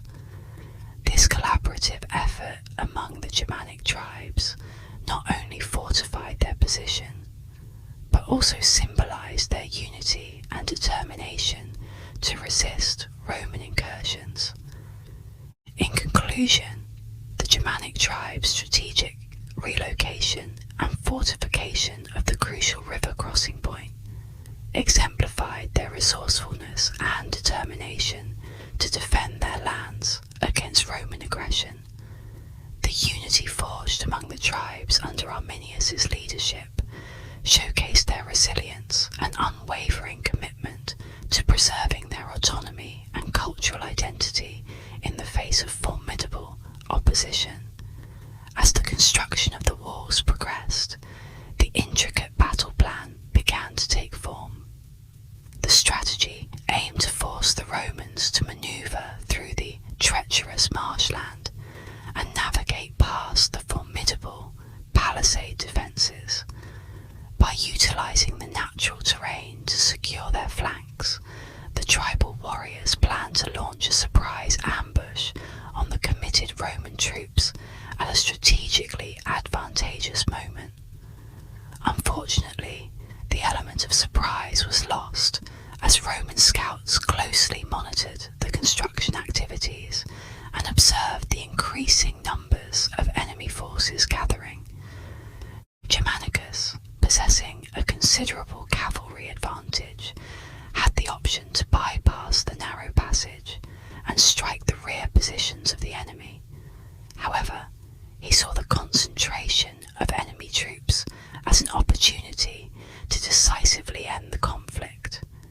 Despite the obstacles presented by the marshy terrain and enemy fortifications, Germanicus remained determined to lead the Roman forces to victory. Upon receiving word of the approaching Roman army, Arminius and his warriors completed their preparations for the impending battle. Positioned strategically along the length of the wall, with cavalry, light infantry, and reserves stationed on the eastern flank, they anticipated the imminent clash. Meanwhile, the Roman forces, comprising diverse units led by different commanders, advanced toward the battlefield with meticulous planning and combat readiness. The confined space of the battleground necessitated a careful allocation of resources by the Roman commanders. The troops charged in segmented groups, each assigned specific roles ranging from frontal assaults to close-range support and reserve positions. The tension in the air was palpable as both the Roman legions and Germanic tribes braced themselves for the crucial engagement that would determine the outcome of the conflict. At a considerable distance from the fortifications, the artillery units initiated their assault, with the initial shots falling short of their intended targets. This initial inaccuracy provided the German defenders with a false sense of security within their fortified positions. However, the subsequent barrages were swiftly adjusted, finding their mark and causing widespread destruction to the wooden structures, instigating chaos among the defenders as they struggled to maintain their positions. Historical accounts by Josephus vividly described the gruesome impact of the projectiles on the human body, emphasizing the brutal nature of the warfare that ensued. As the assault team advanced, complications arose as legions on the left side faltered and struggled to maintain formation in the challenging, swampy terrain surrounding the fortifications. Drawing closer to the enemy's stronghold, the advancing Roman troops were met with a sudden blast of trumpets, signalling a fierce counterattack from the defenders stationed on the battlements. The defenders unleashed a barrage of projectiles, hindering the Roman infantry's progress and causing disarray within their ranks. In response to this unexpected resistance, Germanicus, displaying exemplary leadership, ordered a brief retreat to regroup. and demonstrate the disciplined nature of the Roman army. During this brief respite, Roman ranged units unleashed a volley of fire upon the defenders, effectively suppressing their counter-offensive and allowing the infantry to resume their advance towards the fortifications. Germanicus took charge of the Praetorian Guard, leading them in a successful assault on a section of the fortifications before venturing into the dense forested terrain to eliminate pockets of resistance. As the conflict escalated, the tribal forces committed all their available resources to maintaining their defensive position, showcasing their unwavering resolve against the Roman onslaught.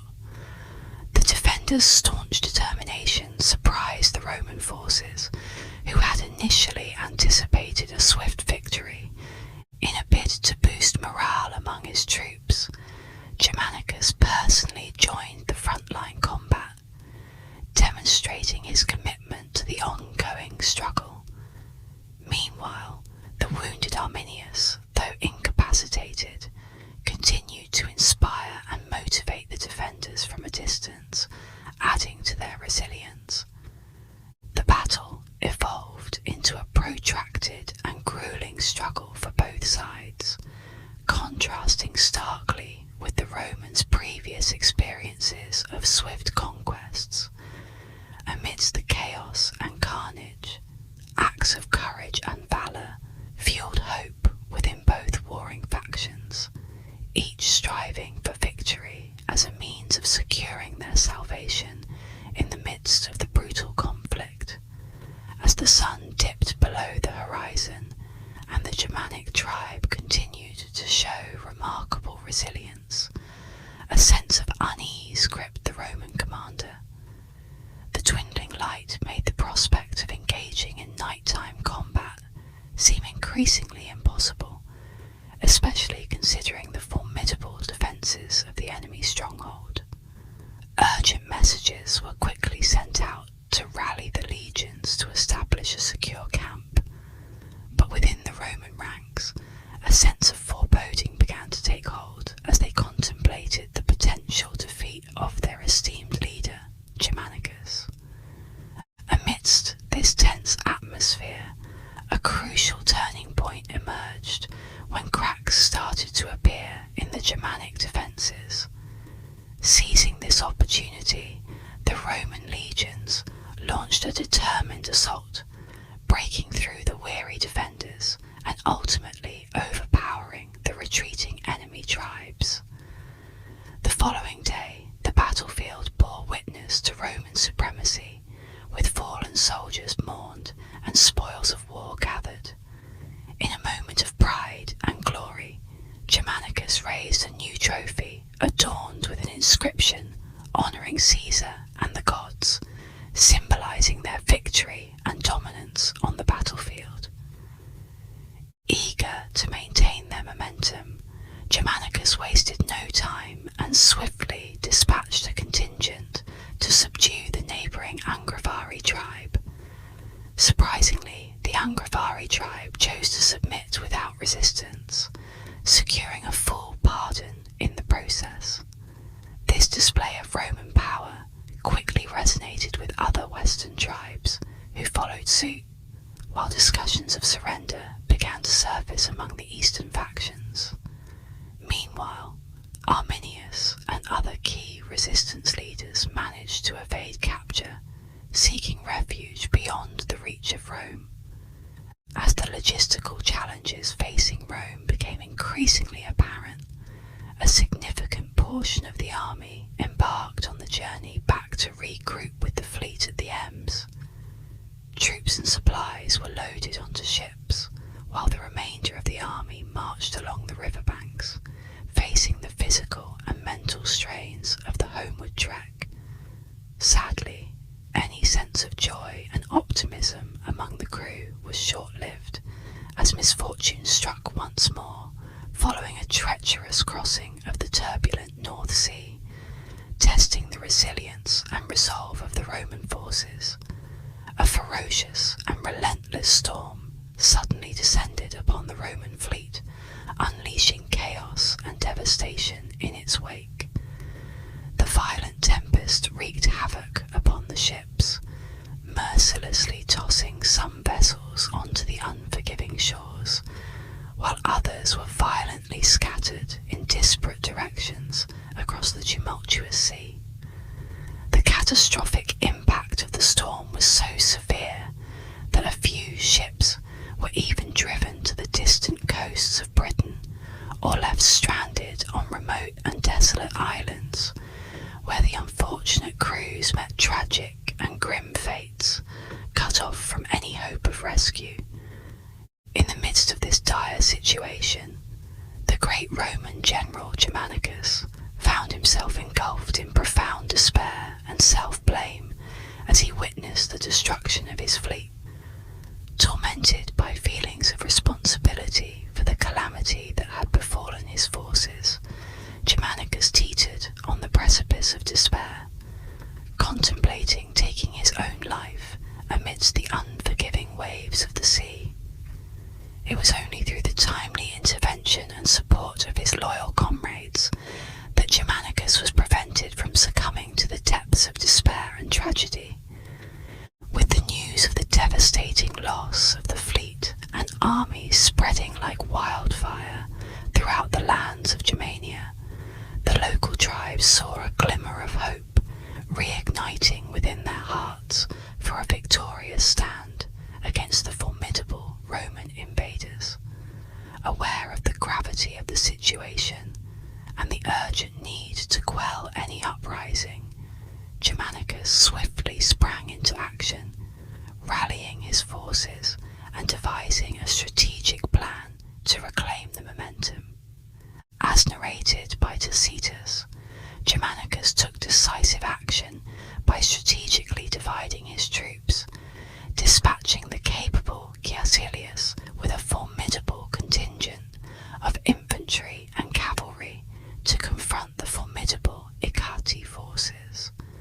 Meanwhile, Germanicus himself led a larger army in a bold offensive against the Marsi tribe, whose leader Malavendis had recently surrendered.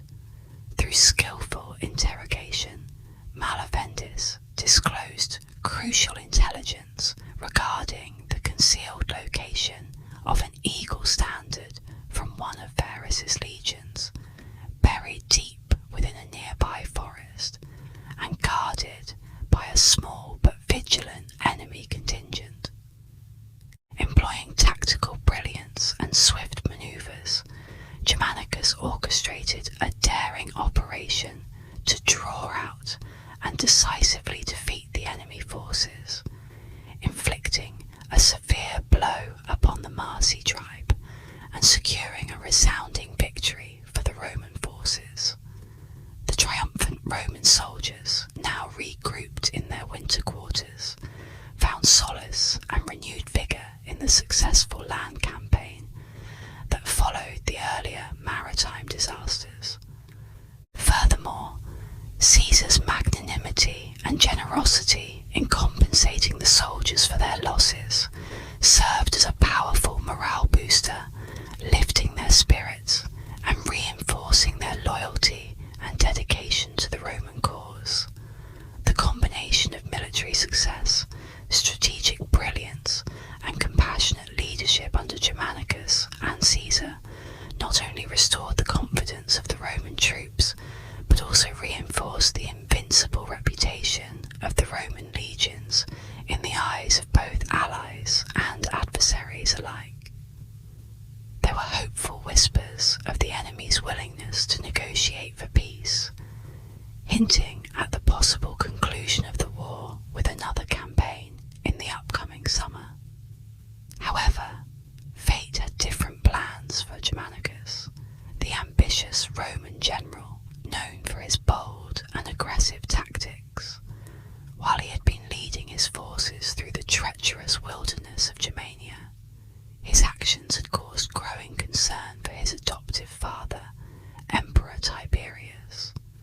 The emperor, renowned for his strategic and calculated casualties and strategic victories, watched with mounting unease as Germanicus's relentless pursuit of victories resulted in heavy losses on both sides. Tiberius, a seasoned ruler with a deep understanding of the complexities of warfare, was deeply disturbed by the avoidable losses suffered at various key locations, such as the Angevarian Wall, all due to a lack of caution and calculated strategy. He questioned whether Germanicus's eagerness for personal glory was clouding his judgment and leading to unnecessary sacrifices of Roman legions.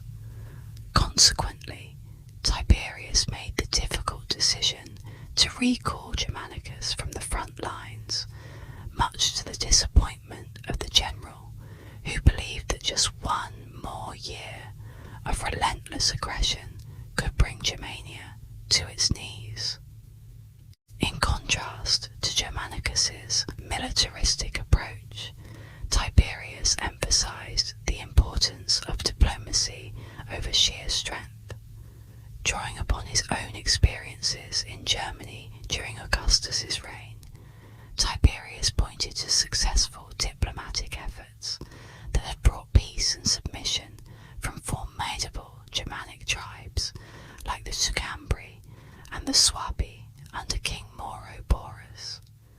By showcasing the power of negotiation and alliances, Tiberius highlighted the potential for long-lasting peace and stability in the region, rather than perpetual conflict and bloodshed. As part of his new strategy, Tiberius advocated for a more nuanced approach towards rebellious factions within Germania, suggesting that allowing internal conflicts to weaken and divide these groups could be more effective in the long run than direct military confrontation. This shift marked a significant turning point in Roman-German relations, shaping the fate of Germania, Germanicus, and the legendary Germanic chieftain Arminius.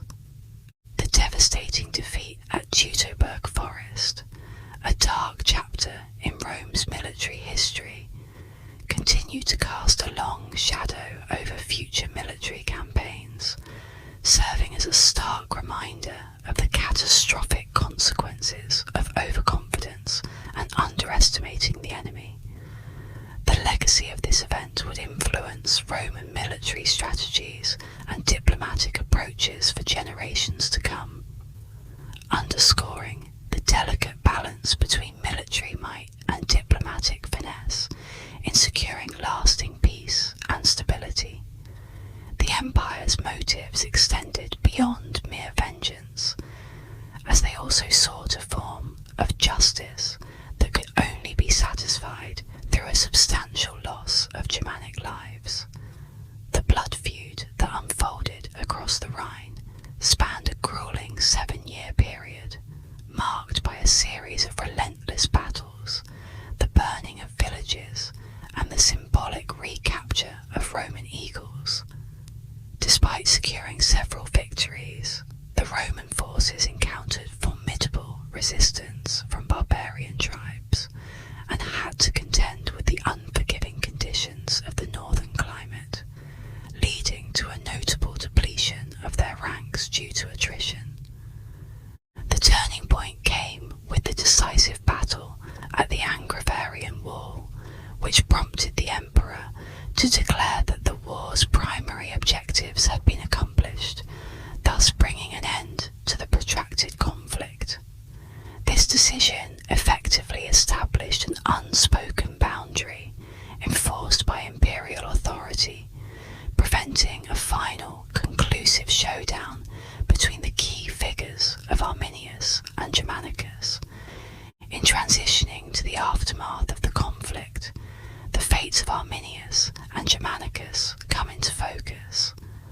Arminius, a figure of renown for his leadership and strategic acumen, left a lasting mark on the annals of Romano-German relations. While historical records extensively detail his achievements during the confrontations with Rome, information becomes scarce following the retreat of the Roman legions. After the defeat at the Angevarian War, Arminius and his loyalists retreated northeastward, seeking refuge among the Carusi tribe along the banks of the Alba River. Leveraging his diplomatic prowess, Arminius likely engaged in negotiations with neighbouring eastern tribes to gauge the political landscape of Germania and form new alliances, exploiting opportunities such as the devastation of a Roman fleet in a storm. Arminius actively worked to stoke anti-Roman sentiments across the region. However, despite initial successes in sowing dissent, the Romans swiftly retaliated and managed to quell all forms of resistance by the conclusion of the 16 AD campaign season. This marked the end of Arminius's overt opposition to Roman rule, as subsequent events saw a consolidation of Roman authority in the region and the gradual fading of Arminius from the forefront of historical narratives. The subsequent year marked a significant diplomatic transformation in the region, as a notable shift from military campaigns to diplomatic negotiations took place along the Rhine River. Instead of relying solely on military might, the Romans began engaging with local clans as vassal kingdoms, employing a mix of incentives and deterrence to maintain control over the frontier. This strategic approach aimed to foster loyalty among the Germanic tribes, while also deterring any potential rebellions or incursions. Amidst this complex geopolitical landscape, prominent Germanic leaders such as Arminius found themselves at a crossroads in their relationship with Rome. Arminius positioned himself as a staunch defender of Germanic autonomy, vehemently opposing any form of Roman interference. However, as time passed and conflicts persisted, some tribes started to question Arminius's leadership, leading to a shift in power dynamics within the region. One notable figure that emerged as a rival to Arminius was Maroboros, the formidable ruler of the Marcomanni tribe. Maroboros was known for his tribe's military prowess and their past confrontations with Roman forces. In a bold move in 9 AD, Arminius attempted to forge an alliance with Maroboros by sending him the head of Varus, a Roman general. Despite this gesture, Maroboros chose to maintain neutrality in subsequent conflicts, positioning himself as a mediator between the warring factions and highlighting his tribe's undefeated status against the Roman legions. As tensions escalated and alliances shifted, Arminius found himself facing challenges from other Germanic chiefs who were more aligned with Rome. This shift in loyalties among the Germanic tribes signalled a broader realignment of power dynamics in the region. The rivalry between Arminius and Maroboros reached a boiling point, leading to a physical confrontation between the two leaders. While traditional disputes among tribes were often resolved through raids and skirmishes, the deep-seated animosity between Arminius and Maroboros, coupled with the increasing militarization of the Germanic tribes, escalated the conflict into a full-blown confrontation. The clash between these two formidable leaders epitomized the evolving dynamics of power and loyalty among the Germanic tribes during this tumultuous period. The opposing sides, led by Arminius and Marvidas, clashed in a decisive battle that marked a significant turning point in the history of the Germanic tribes and their relationship with Rome. While historical records provide limited details about the specific events of the battle, Tacitus portrayed the confrontation as a clash of ideologies rather than just a military conflict.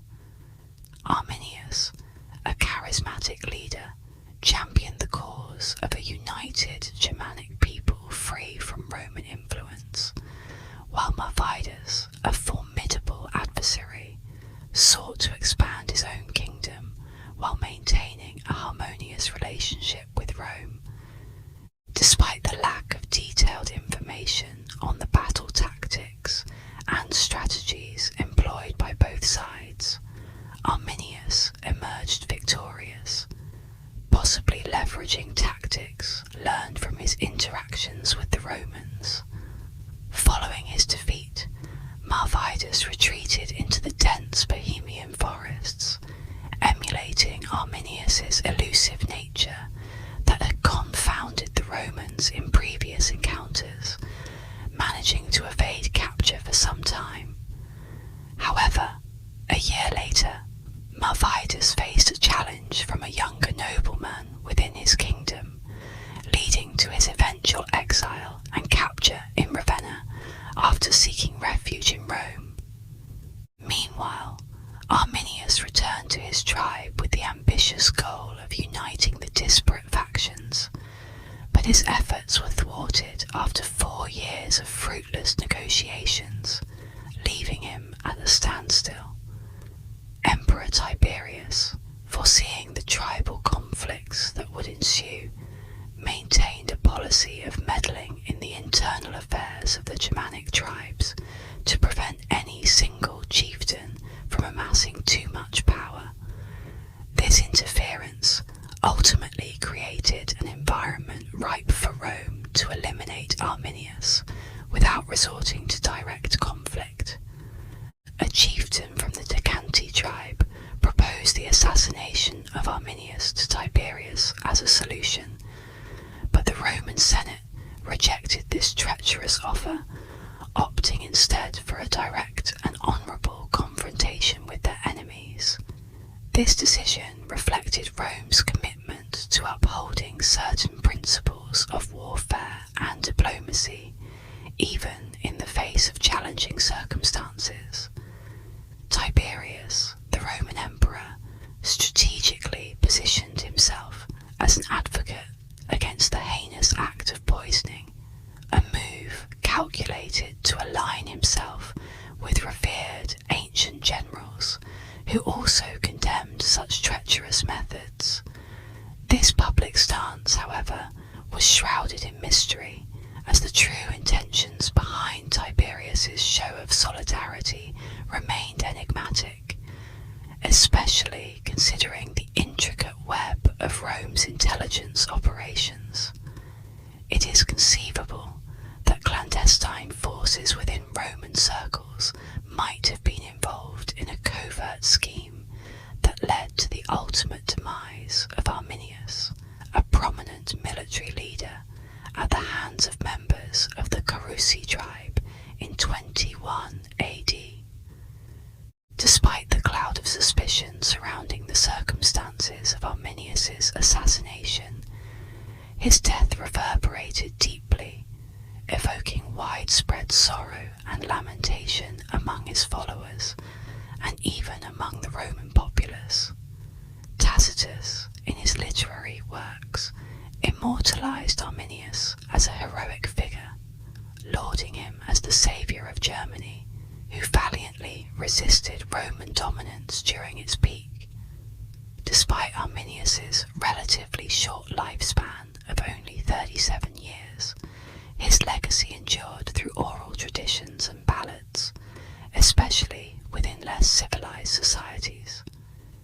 In contrast, Germanicus, another celebrated Roman general, basked in the adoration of his countrymen and was bestowed with accolades, including a triumph orchestrated by Tiberius, signifying the acknowledgement of his potential as a future successor to the imperial throne. The grandeur of the triumph, held on May 26, 1780, was orchestrated to not only honour Germanicus, but also to solidify public support and promote imperial propaganda. The elaborate procession featured Germanicus seated in a magnificent chariot drawn by 4 majestic horses, adorned in opulent purple and gold garments, with a slave ceremoniously holding a laurel wreath above his head. Accompanied by his family in another chariot, the spectacle captivated the masses, who cheered and celebrated the triumphant general. The ostentatious display of Germanicus's triumph was not merely a spectacle, but a carefully crafted event designed to evoke a sense of national pride and unity among the Roman citizens. The extravagant affair allowed the public to participate in the symbolic avenging of perceived wrongs, further solidifying Germanicus's esteemed position within Roman society and reinforcing his image as a worthy and respected leader. Hailed as the ultimate embodiment of motherhood, not only by her own family, but also by the masses in Germania, the revered figure stood as a symbol of maternal strength and grace, leading the way with the legions of battle-hardened warriors, numbering 50,000, who had fearlessly journeyed through the dense forests and treacherous swamps of Germania. These seasoned fighters were decked out in shining armour, the sun glinting off their impressive gear as they marched to the rhythmic beat of drums, their voices raised in spirited songs aimed playfully at their commander. Following closely behind the warriors were the spoils of war taken from the Germanic people, including prisoners and elaborate floats depicting their victories on the battlefield. Noteworthy among the captives was the Snelda, the wife of the renowned chieftain Arminius, who was accompanied by their young child, symbolising the elusive Germanic leader. The grand procession wound its way through the bustling streets of Rome, drawing awe and admiration from the crowds, until it reached the majestic temple of Jupiter Optimus Maximus. There, Germanicus, the esteemed hero of Rome, offered a ceremonial sacrifice of a white cow to the deity, marking the beginning of a lavish festival that would captivate the city for days on end. Once the festivities had come to a close, Germanicus turned his attention to his next crucial mission, restoring order in the tumultuous eastern territories. These lands were vital due to their abundant resources, and the emperor had entrusted Germanicus with the monumental task of pacifying the provinces and kingdoms that had been thrown into chaos by civil unrest. Armed with imperious mails that granted him supreme authority, Germanicus was clearly the emperor's most trusted advisor and heir apparent, poised to bring stability and prosperity to the troubled regions under his command. During his extensive journey to assume his new responsibilities, Germanicus embarked on a captivating voyage that allowed him to explore and experience the rich cultural tapestry of Greece. Known for its philosophical wisdom and mythical legends, Greece offered Germanicus a wealth of historical and cultural sites to visit. One notable stop was Nicopolis, a city that commemorated Augustus's triumph at Actium. This vibrant city not only boasted lush parks and impressive museums, but also featured monuments and statues dedicated to the historic battle. Of particular interest were the well-preserved vessels used in the conflict, providing a tangible link to the past. From Nicopolis, Germanicus travelled to Olympia, where he had the unique opportunity to participate in the prestigious Olympic Games of of 17 AD, while Tacitus did not document this event. Surviving inscriptions confirmed Germanicus's victory, which was immortalized on a statue base bearing the inscription, Germanicus Caesar, son of Imperator Tiberius, Caesar Augustus, triumphant in the Olympic Games. This achievement adds another layer of prestige to Germanicus's journey and highlighted his prowess in both diplomacy and athleticism. Continuing his travels, Germanicus made his way to Athens, a city renowned for its exceptional architecture, artistic heritage, and prestigious institutions dedicated to oratory and philosophy. The intellectual atmosphere of Athens provided Germanicus with a deeper understanding of classical thought and culture. He then followed the Ionian coastline, stopping at renowned urban centres like Heliconrhasis and Troy, each offering unique insights into the region's history and mythology. The voyage further extended to the Black Sea before circling back to Greece, with Germanicus seeking guidance at Claros from the oracle of Apollo. The prophecy of an imminent catastrophe underscored the mystical elements of his journey and highlighted the interconnectedness of ancient beliefs with pragmatic decision-making. Subsequently, Germanicus ventured southward across the Aegean to Rhodes, a popular destination known for the remnants of the Colossus and its strategic significance for military leaders due to its history of enduring sieges and possessing a formidable naval fleet. As Germanicus progressed to Armenia, he delved into dynastic intrigues and navigated the complexities of provincial governance. His diplomatic endeavours in orchestrating the province of Cappadocia showcased his strategic acumen and commitment to fostering stability through dialogue and cooperation rather than coercion. This approach exemplified Germanicus's leadership style, characterized by a blend of political astuteness and cultural appreciation that endeared him to both local populations and imperial authorities.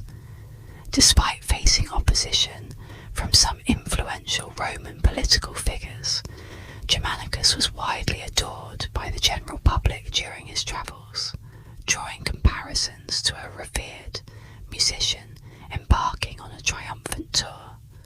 Despite concerns raised by his security detail regarding his safety, Germanicus remained undeterred, continuing his journey and even spending the winter in Syria. Before reaching Egypt, Germanicus ensured stability in Roman Asia and engaged in diplomatic discussions with the Parthian monarch, showcasing his strategic acumen and commitment to fostering peaceful relations. Once in Egypt, Germanicus immersed himself in the rich history and culture of the region, visiting iconic landmarks such as the tomb of Alexander the Great, the bustling city of Alexandria with its remarkable structures, and the grand pyramids that stood as enduring symbols of ancient engineering and power. A fragmentary papyrus document sheds light on Germanicus's Egyptian expedition, revealing his awe at the sight of ancient temples, edifices, and the majestic Nile River that sustained life in the region for centuries.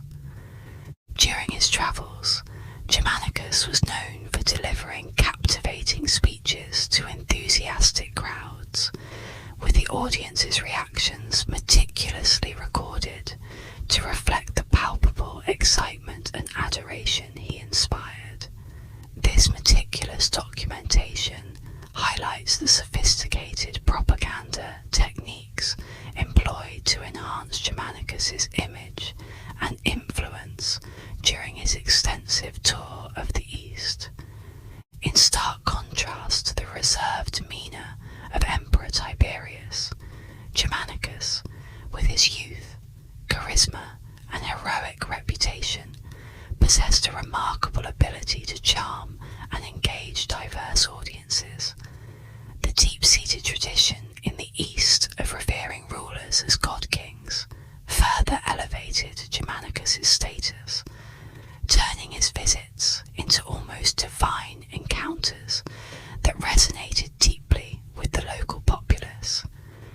Serving as a microcosm of Roman governance, Germanicus and his entourage actively addressed the needs of the communities they visited, granting petitions, fulfilling prayers, and generously distributing resources to foster goodwill and loyalty among the local population. However, tensions marred the success of Germanicus's mission upon his return to Syria, as the Roman official Piso openly defied or undermined the directives of the imperial successor, further straining the already tumultuous relationship between the two figures. The breach in trust that occurred prompted Germanicus, a prominent figure in Roman politics and military circles, to take decisive action by demanding the recall of Piso to Rome. This directive was met with apparent compliance, as Piso began making arrangements to depart for Seleucia port, indicating a willingness to face the consequences of his actions. However, the situation took a dramatic turn when Germanicus himself fell gravely ill not long after Piso's departure preparations. Tacitus, a renowned historian of the time, vividly described the severity of Germanicus's ailment, hinting at suspicions of foul play, particularly poisoning at the hands of Piso. The atmosphere of suspicion and intrigue heightened as allegations surfaced of sinister practices allegedly involving Piso.